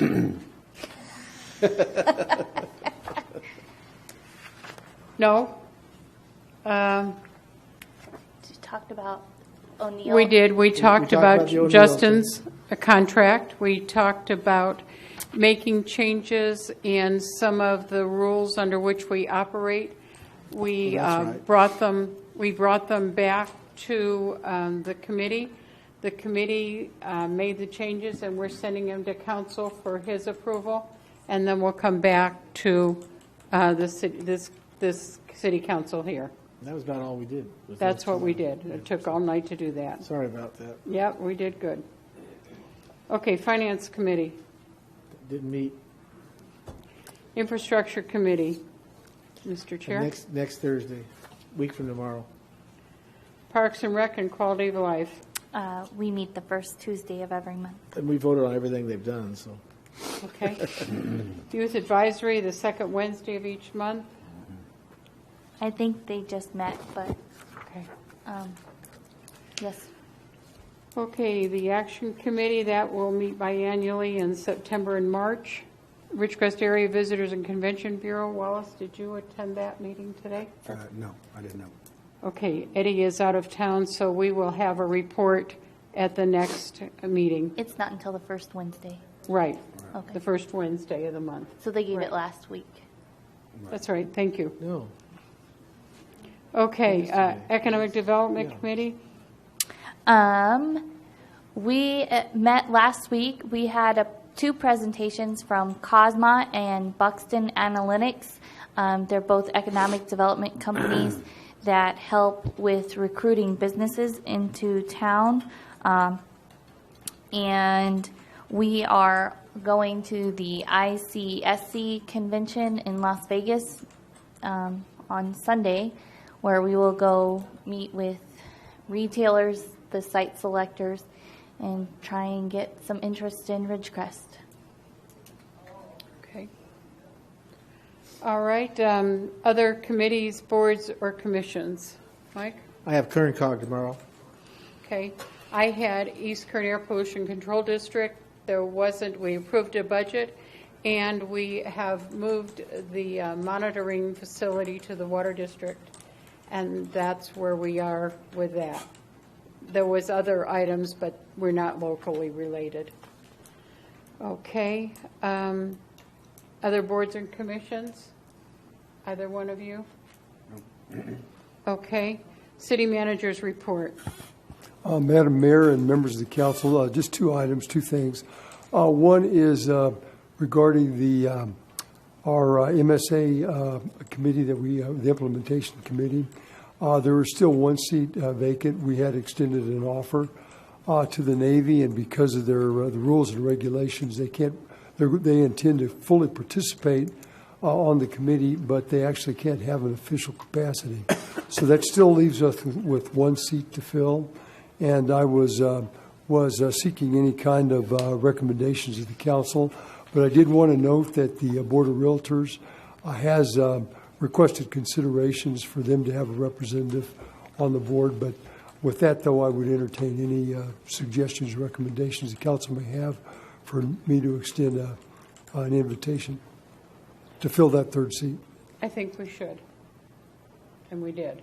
With the Board of Realtors? With the Board of Realtors. Okay. Oh, yeah. Okay, I will go ahead and I'll extend that invitation then.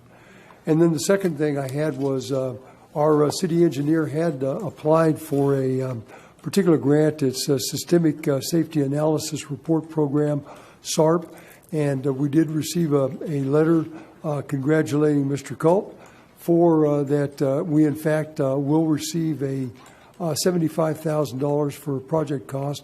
And what that's for is it reexamines our entire roadway system, and there's a litany, really, of the scope, but it's for everything from traffic collision data to countermeasures and prioritizations of what our needs should be, even considers performing traffic warrant studies for the various devices on our city streets.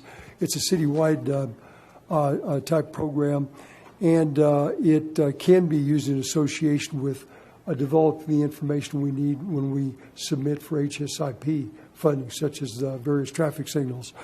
And the $75,000 though is broken up into, and so I know Mr. Culp will be returning to City Council because it does have the match. So the actual money coming from the state will be $67,500, and it'll require a match of $7,500 for us to be able to receive the grant. But we'll be returning to council with that. And that's all I have to report. Thank you. All right, future agenda items. Mike? I have nothing. Lindsay? I don't know if that needs to go on the agenda, but I'd like to see if we can't have draft agendas sent out before meetings. And then also, I don't know if we can do it separately or if it's coming soon, but if we could just get a simple motion of who can put things on the agenda to add that into our ordinance. I know it's in that giant policy, but if it's going to take a long time, if we could pull out that piece and get that done a little sooner. Yeah, I'm glad you raised the topic. I agree that we need to do something about that. There was a little confusion at the last minute trying to get the agenda put together, and I've talked to the city clerk about it.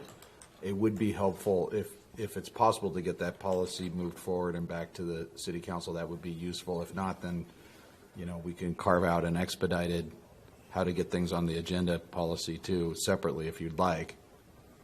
I think it needs to happen. I'd like to send it to Org. Org has been working on that, and I think it's important that it goes in there because future agenda items address future agenda items, but if something comes up within the time frame after the future agenda item, what time do we have, and how does it impact staff and their ability to address the item and get it on the agenda? Right. And just, I think also, if not the draft agenda with the full staff reports, but if the draft agenda, like I know sometimes for the committees, as the chair, they send out a sample of what the agenda looks like so far that they have, and if there's anything missing or if anything needs to be added, if we could do that. And it would be a pretty quick turnaround, obviously, because she has a short turnaround time. We need to develop that in the Org committee, what that time frame is. Yeah, we're developing the agenda for the next meeting almost after the last one. It's like that I Love Lucy conveyor belt with the chocolates. There's always the next one coming. Yeah, we already have the tentative for the 7th meeting that we discussed on Tuesday. We always discuss them at 10 o'clock on Tuesday. There's additions or ones that we think that need to be delayed. And so, I don't know, Rick, could probably, even in by Wednesday the next day, we could send a draft agenda. But it's like in this case, you're going to have like 3 weeks notice because there's an extra week between the next city council meeting. So probably Wednesday next week, we could send out where we're at with the 7th meeting. Thank you. Any others? Lindsay, do you have any other? Okay. Sorry. Wallace? Yeah, I just have one on. Dennis, if you could please just make a note, because I know poor Mr. Lemieux, he has this beautiful voice and he always has intelligent things to say, but he has the worst microphone in the entire building, night after night after night after night. Would you please get that fixed? And also the one at the podium over here has got the same. We just need to get some new mics or something, okay? It never we'll work on it. Okay. Maybe a little taller on the podium. So, yeah. Okay, I have a couple of agenda items I'd like to share with you. I have been serving on the East Kern Air Pollution Control District, and they've been meeting the same time that the East Kern Economic Development Corporation has been meeting. And I asked Eddie if he would be willing to change with me, so I'd like to have an agenda item that I could go serve on that committee, and Eddie would serve on that Air Pollution Control District meeting. So if you could put that on the agenda.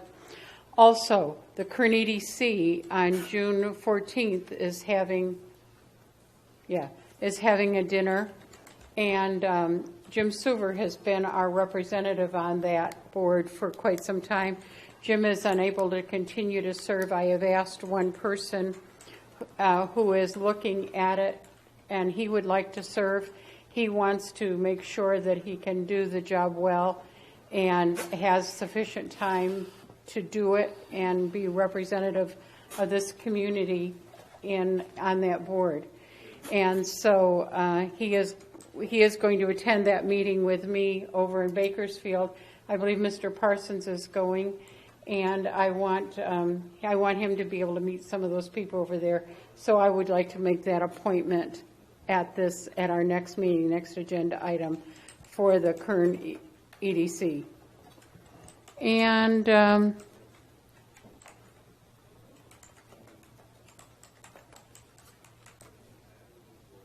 have one, but I can't see what I've gotten written. So I guess I'm going to have to say I don't know what it is. My apologies. Well, since those are all appointments, I believe we could probably put those on one agenda item. Right. Okay. All right. Perfect. Whatever you think. Okay. Mayor and council comments. Comments, Lindsay Wallace? Great meeting. Great meeting. Thank you. Mike has to leave. He's got a family emergency, so get out of here. Go. Aren't you adjourning? I'm adjourning.